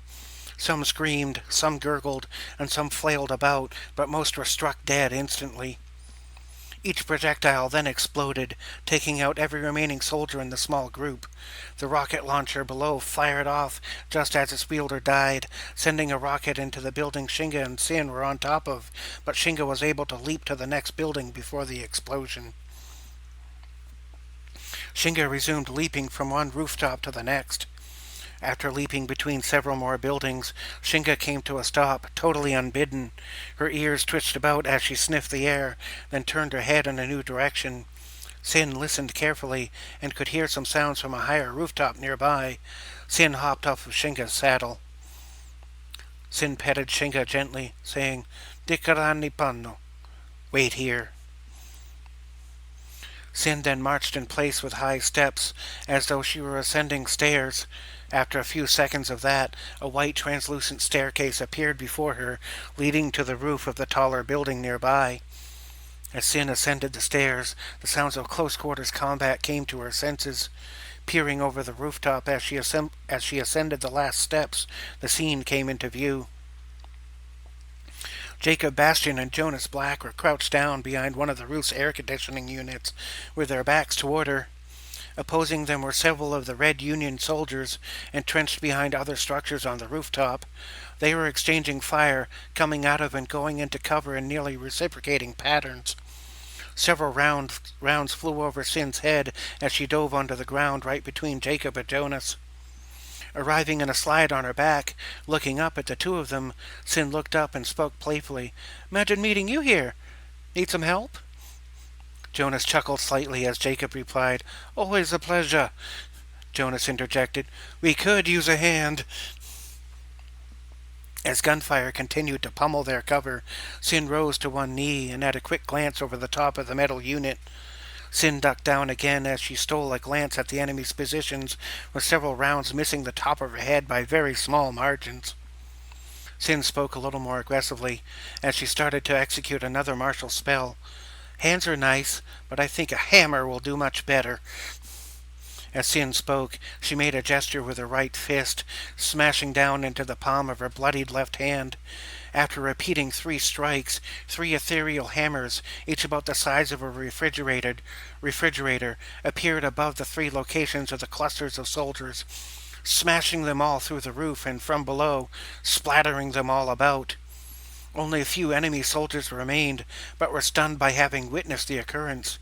Taking advantage of the moment of shock and awe, Jacob came out of cover, firing off several accurate shots with a high-caliber rifle, while Jonas emerged and threw 3 knives from each hand.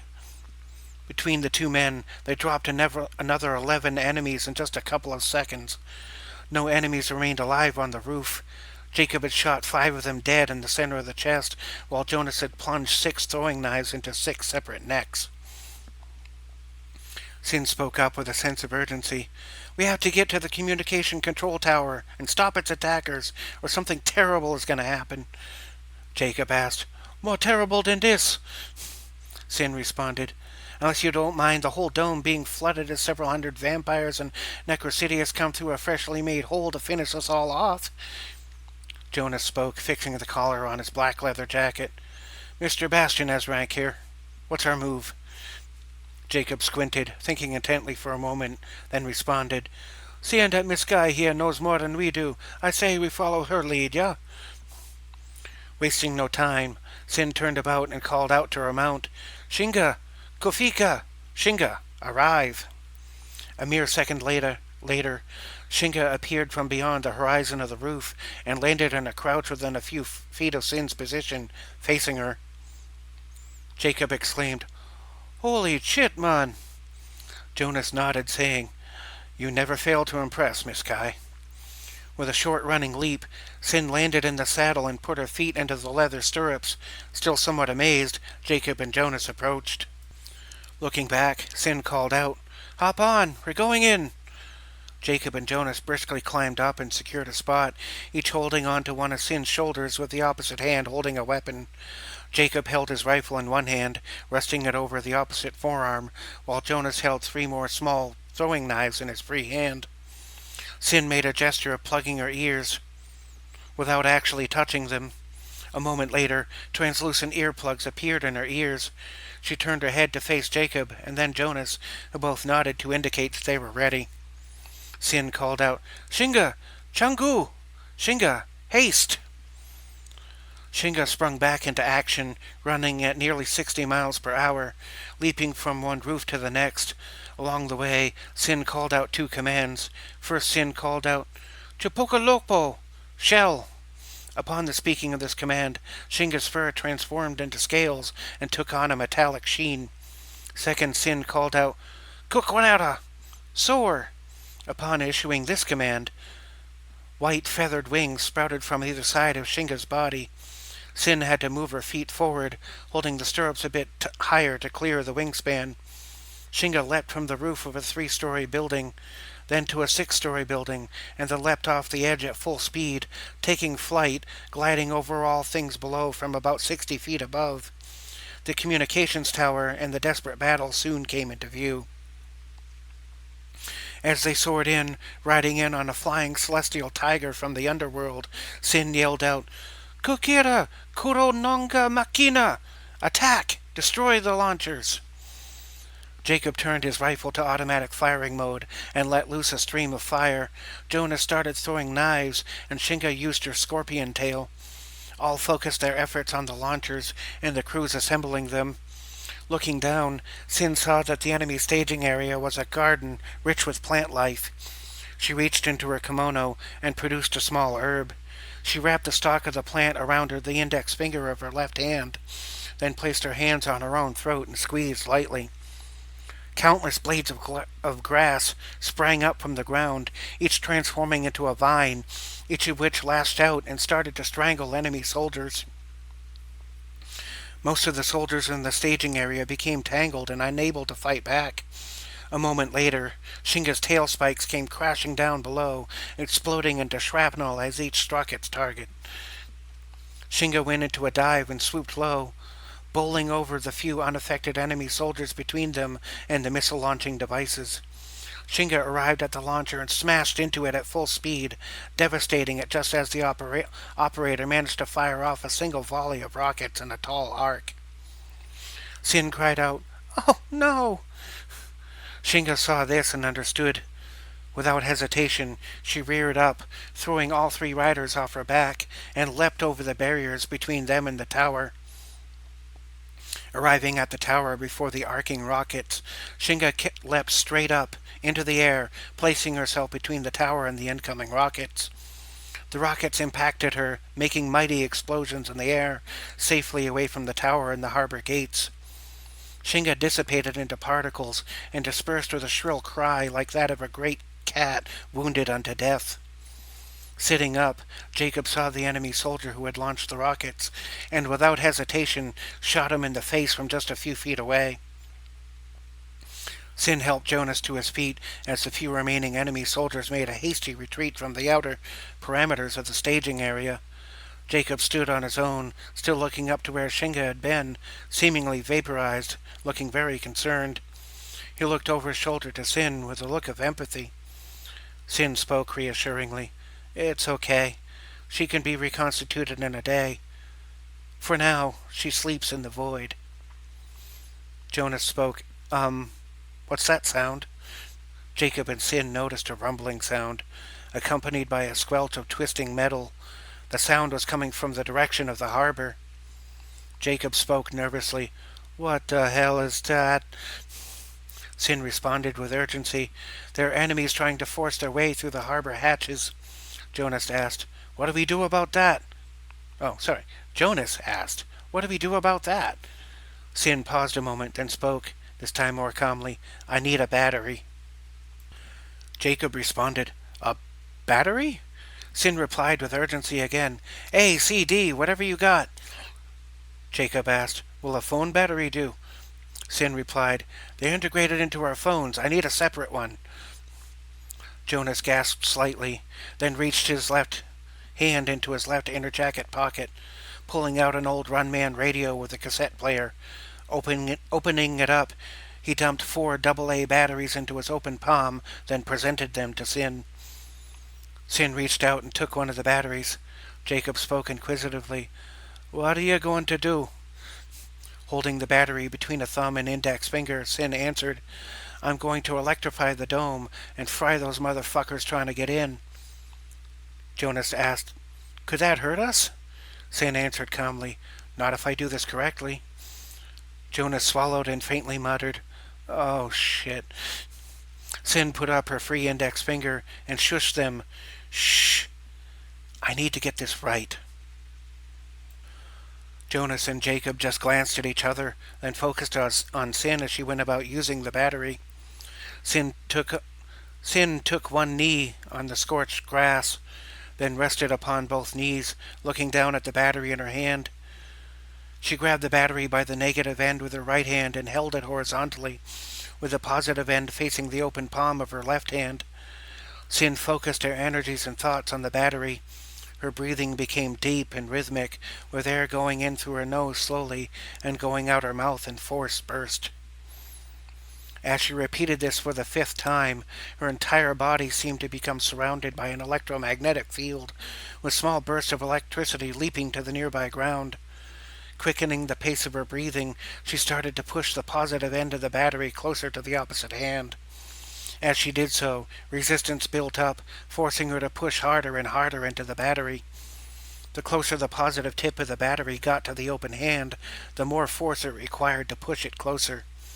As the tip of the battery came to within an inch of her palm, it became next to impossible to push any further. As Sin strained with all her might, the electrical field intensified with every breath. The entire ground seemed to be humming and crackling with static electricity. Finally, with a strange shout and full-body effort to push her hands together, Sin managed to touch the tip of the battery to her open palm. A bolt of lightning shot straight up from Sin's position, covering the dome's ceiling and inner walls, with blue streaks of electrical currents leaping across each other. Thunder crackled overhead, and the entire hemisphere became electrically charged. That energy was then discharged into all the ocean water within several hundred feet of the surface of the dome. The battery disintegrated, and Sin fell over sideways, taking several exhausted breaths, as though she had just ran a marathon. All the sounds coming from the harbor ceased. Astonished, Jacob inquired, "Did it work?" Between breaths, Sin managed to utter in a soft tone, "Yes, I think so." Jonas reached out a hand to help Sin up. Sin reached out and accepted the offer. Standing shakily, she stumbled at first, but found her footing as Jonas reached out to her shoulders to stabilize her off-balance movements. Now standing on her own, Sin gave a small bow in the form of a nod, holding her left palm over her right fist, held tight against her chest. Jonas spoke up. "I heard there were several enemy regiments headed straight for the underground officers' quarters." Jacob added, "The command center, and the home of the general." Now catching her breath, Sin exclaimed, "We have to hurry." 8:41 p.m., officer quarters courtyard. Rolf Luger and Jack Holton had managed to work their way into the thick of a mass enemy of soldiers who were seizing down upon the outer boundary of the defensive perimeter just outside the top officer's quarters in the general's home. While the advancing forces of human, vampire, and Necrosidious soldiers had started to press forward upon the defenses, Rolf and Jack emerged from behind to divide the attacking forces. Within the darkened courtyard hall, both energy and physical projectile weapons caused countless streaks of light to fly across the room in chaotic rhythms. Occasionally a grenade or other explosive device would interrupt the rhythm and reorder some of the soldiers' movements. Captain Luger and Lieutenant Holton held their ground just a few rows into the flanks. Rolf fought with a gravimetric energy-deflecting bow staff, while Jack fought with a gravimetric mace and tower shield. Twirling the bow staff about, Rolf managed to deflect incoming projectiles, while the tower shield deflected incoming shots more directly. Every time the bow staff's power cell filled with energy from deflected shots, Rolf would then discharge a blast of accumulated energy, dishing the damage right back to where it came from, in a compressed explosion. The defense turrets and entrenched soldiers occupied most of the enemy's attention. Rolf whirled his staff around, intercepting some shots from enemies, then thrust the tip into an enemy's face, smashing in its combat mask. Jack thrust his shield upwards out to intercept a physical blow, followed by a hail of enemy fire, and then swung out the mace in an arc. The impact hit the vampiric soldier in the side of the head, smashing brain matter out the opposite side of its skull, and sending the rest of the body flying about 8 feet backwards. Rolf and Jack stood back to back, covering and defending each other from any incoming blows. Each time they moved forward, they got the attention of a few more enemies. After disposing of the current opposition, they would step forward some more, slowly making their way toward the defenders of the officers' quarters.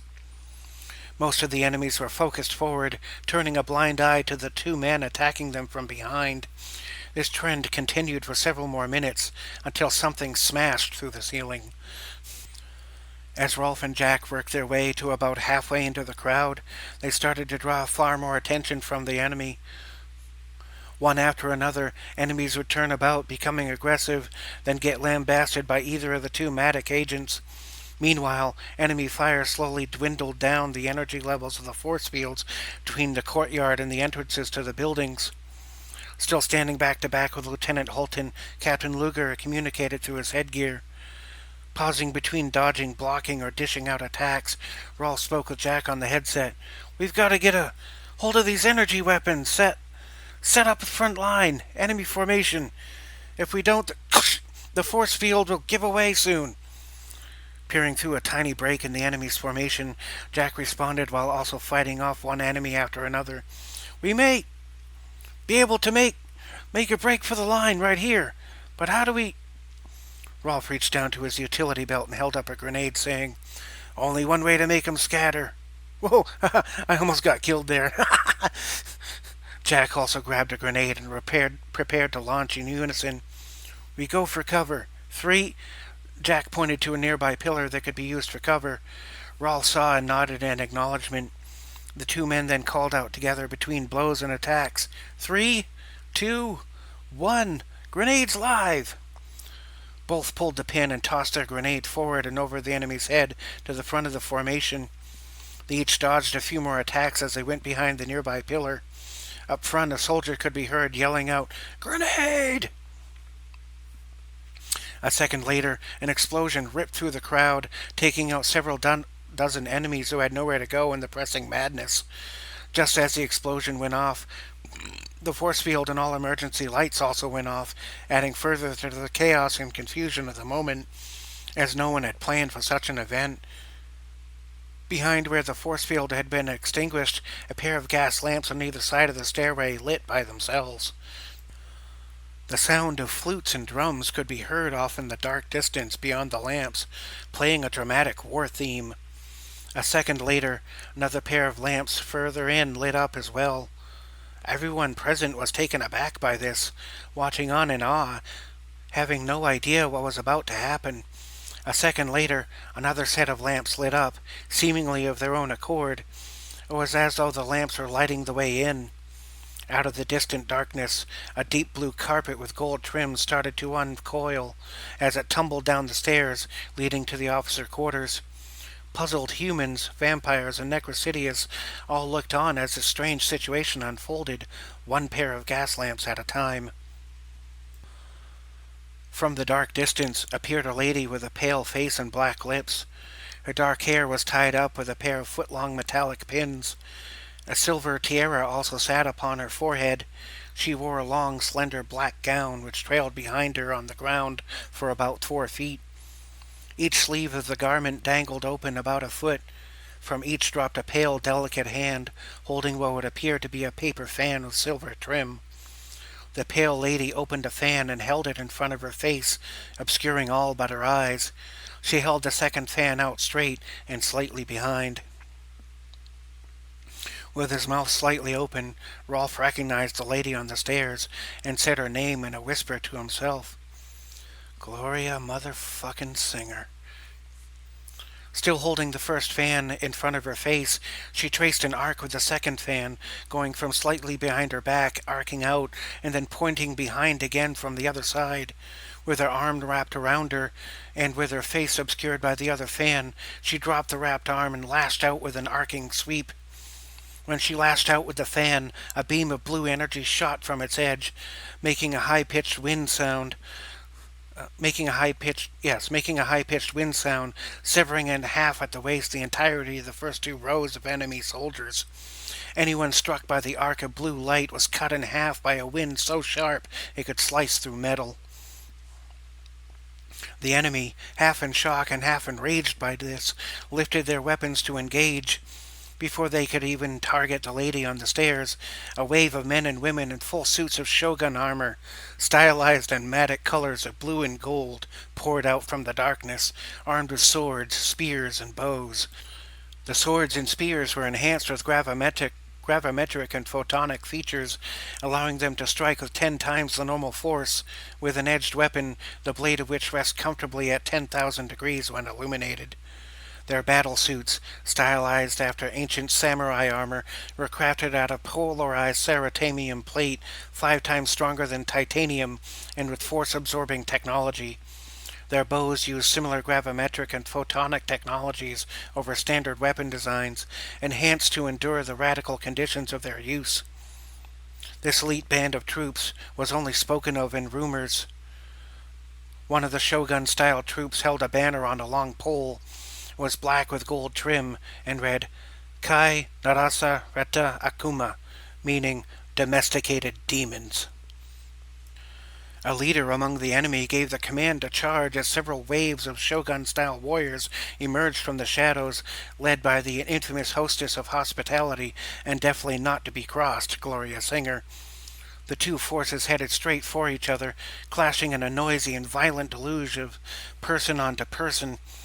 One side would win here while the other failed, and nothing was being left off the table. Here, victory was to be decided by bravery and blood. A brave soul among the enemy forces raised their rifle to take a shot at the still very stationary Gloria Singer. As the soldier took aim, Gloria looked directly at him and didn't so much as flinch a single muscle. When the shot went off amidst the newly forming fray, Gloria needed to employ only a single twitch of her wrist. A second later, with a dip of her hand, a squished bullet fell out of the paper fan.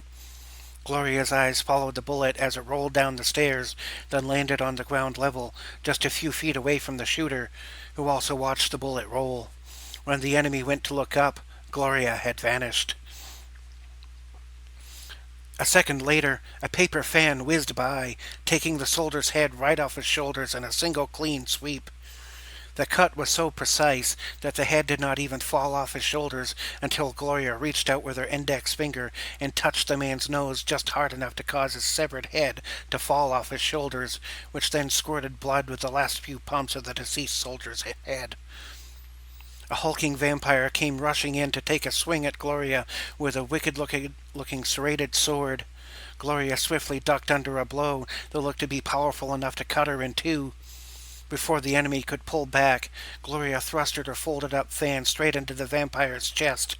With a second flick of her wrist, the fan opened up inside the soldier's body. With a swooping circular motion, Gloria carved out a hole in the vampire's chest, causing the heart to fall out, completely severed from all bodily ties. With a high-heeled shoe, Gloria pierced the heart as it rolled onto the floor. With the heart removed and pierced, the vampire fell backward and then bursted into dust. Gloria Singer then joined the Shogun-styled Matic units, assisting them in their fight against the invading hordes. She ran on her tiptoes and seemed to never make a sound when doing so. Every move was elegant, precise, and deadly. She went about delivering each death with a warm smile, severing heads, hands, and feet where necessary, carving out the hearts of the undead. From the far rear of the courtyard, just beyond which were the doors to officer housing, emerged the leader the enemy forces were seeking. Mikhail Joseph Smith sat upon a bluish metallic mechanical horse, the lower body of which was set up like a hovercraft. Upon the metallic blue war horse were a pair of solar photon cannons mounted to either side. Just under each horse's ear were a pair of bars used to control the vehicle in a similar way to a motorcycle. Mikhail was adorned from head to foot in cobalt blue armor. The armor sported spiked joints, large pauldrons, banded sections over form-fitted plate, and a banded great helm with a hinged mask upturned. The helmet was adorned with 6 horns on either side and a 13th on the top, from which hung a small version of the Matic banner. Mikhail took a puff from the thick cigar hanging out of his mouth, held it a moment, then exhaled.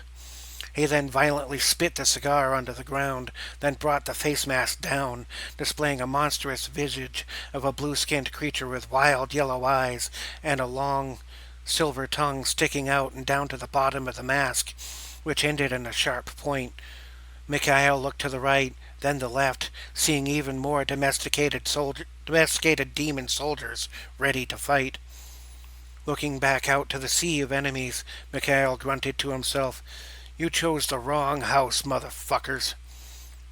Mikhail then reached out as a nearby shogun handed him a weapon, a metallic lance with a spiked ball on the end.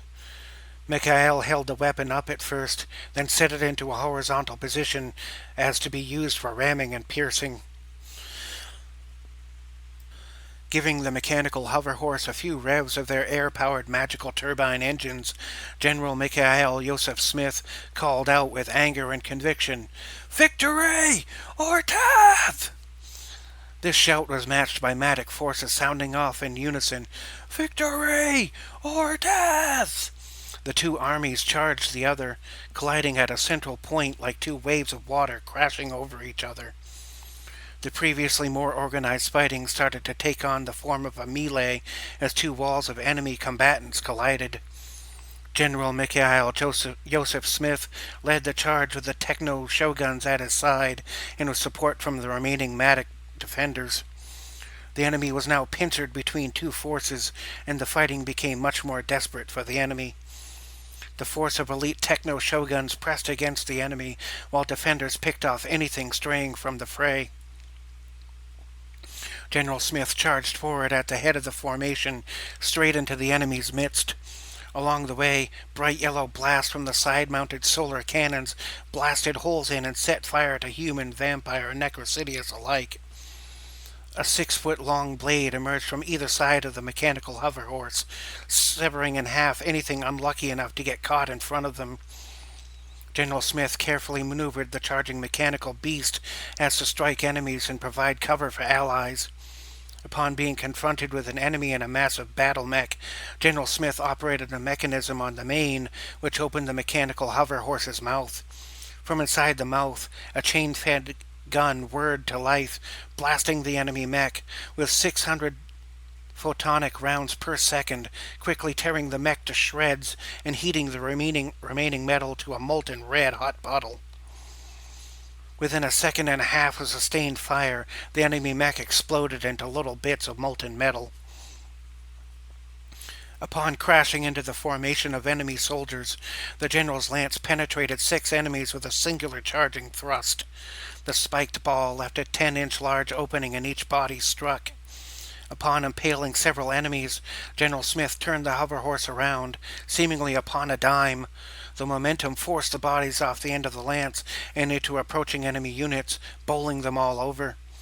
With the flick of a switch on the handle, the lance transformed into a wakizashi, which is a one-handed blade similar to but smaller than a katana.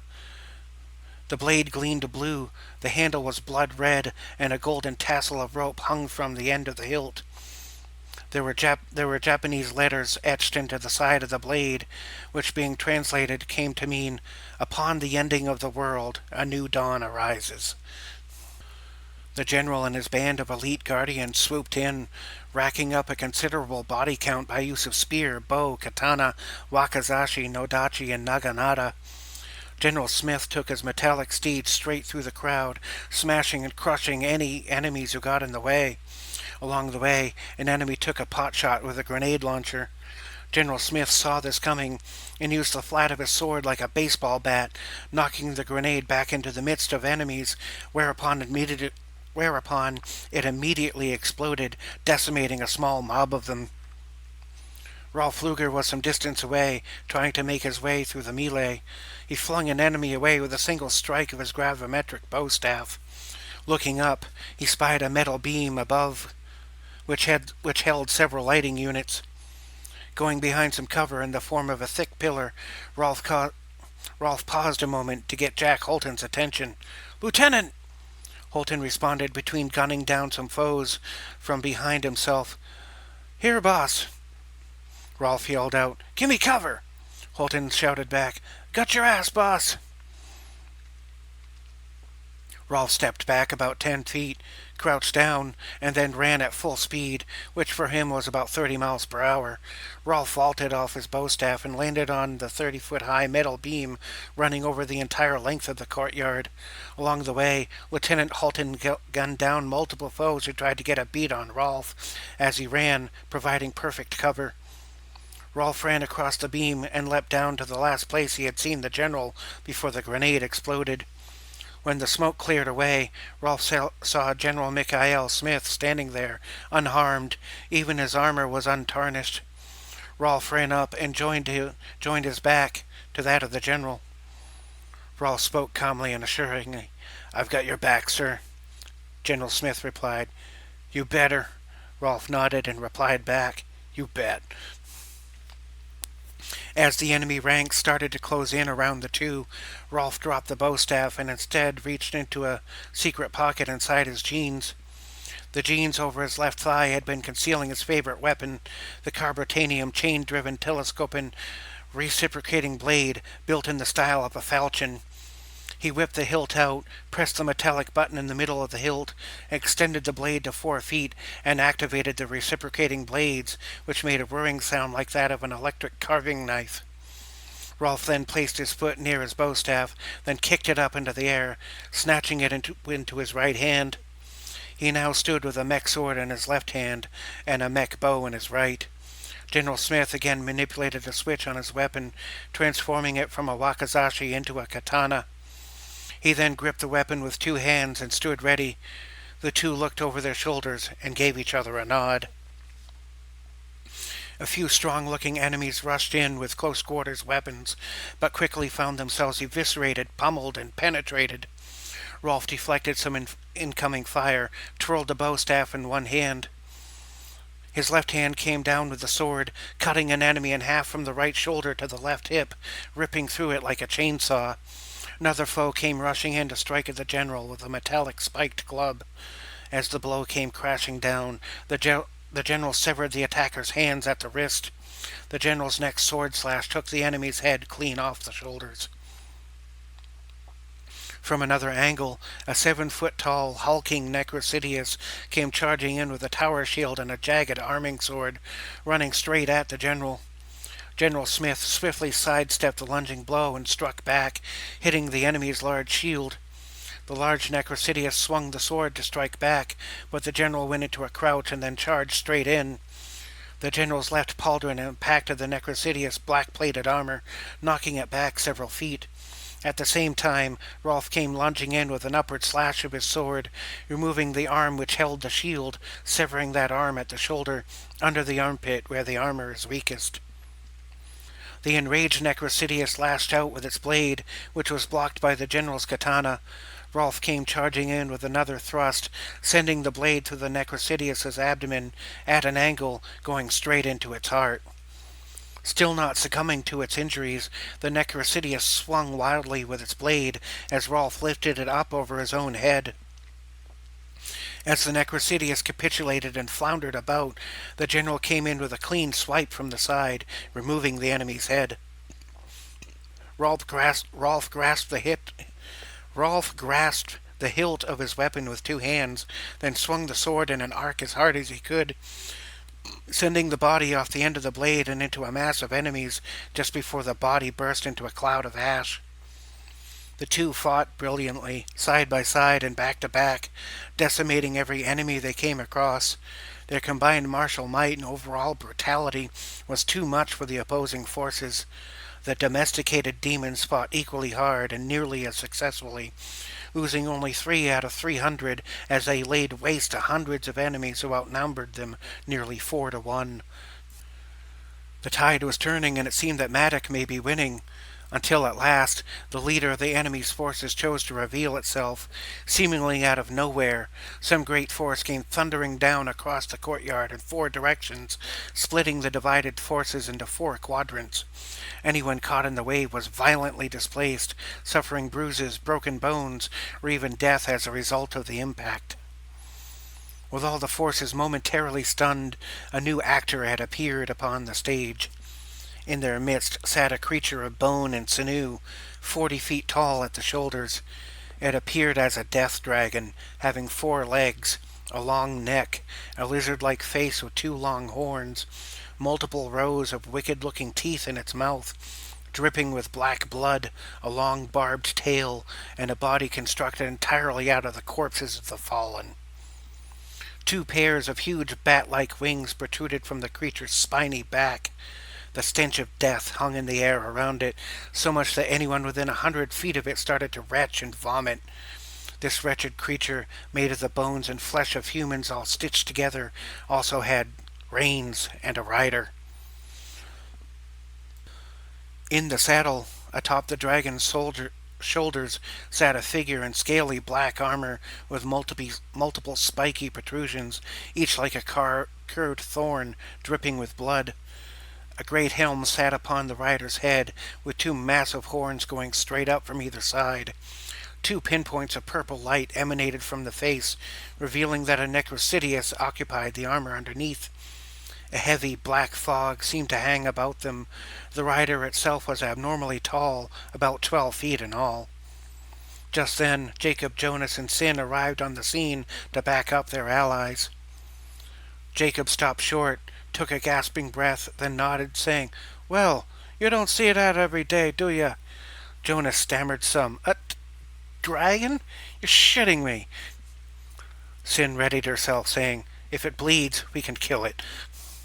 Jacob asked, "And if it doesn't bleed?" Sin smiled. "We improvise." The Black Rider upon the rotting death dragon spoke up above the confusion and murmuring in a raspy, echoing tone. "Mortals, foolish children, I will spare your lives if you surrender to me the two things I desire." General Smith lifted up his mask to get a better look, with Gloria Singer at his side.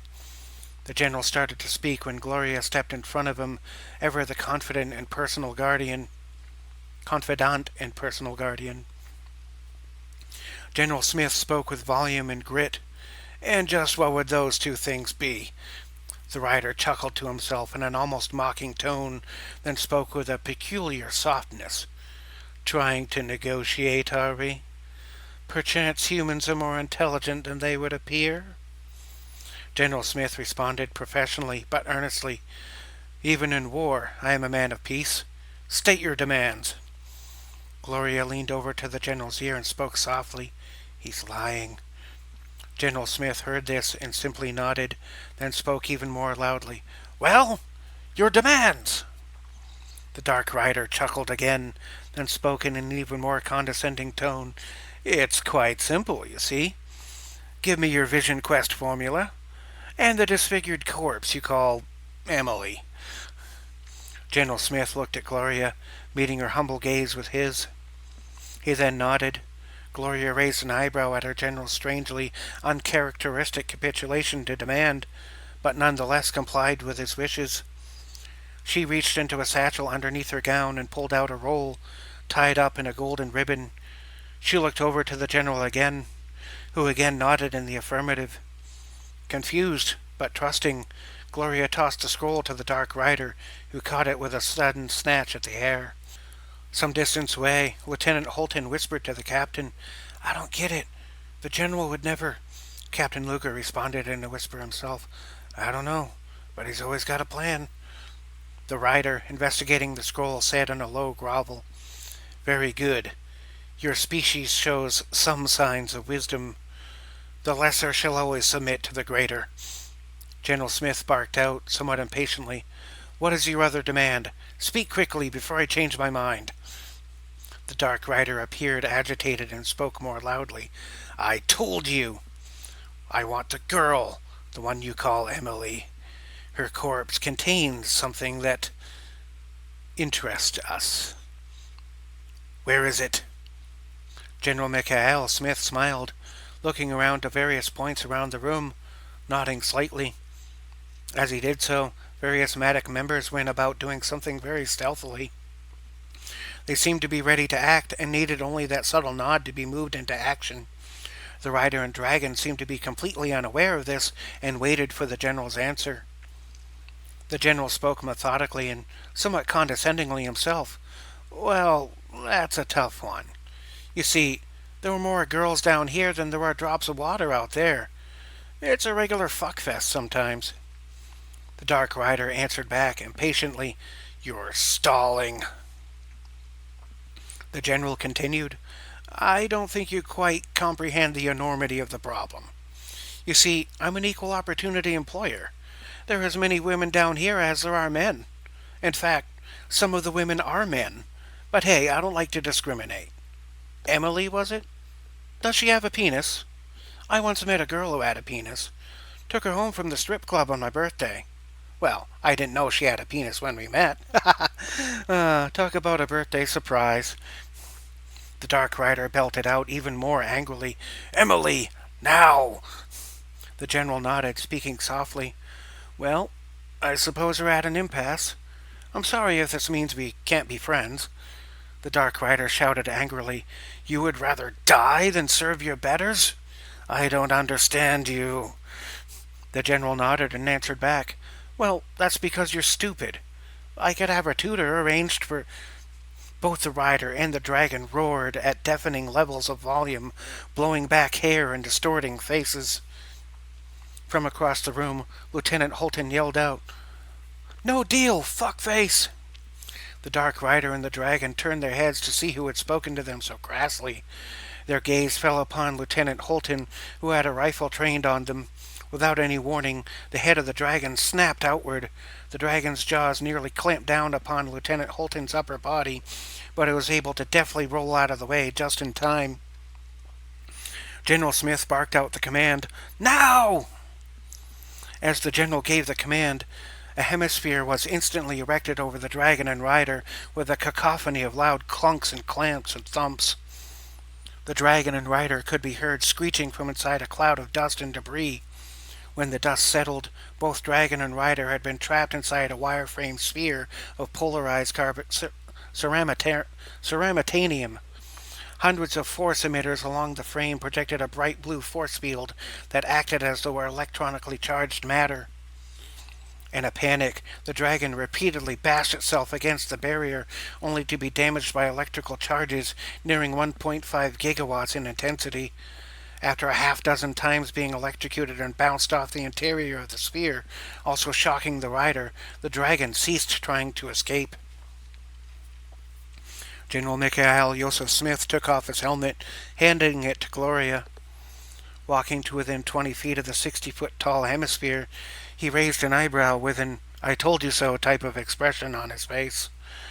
The rider barked out, "What do you think you're doing?" The general spoke softly and somewhat mockingly. "You Necrosidious types all claim to be superior, even to your vampiric counterparts.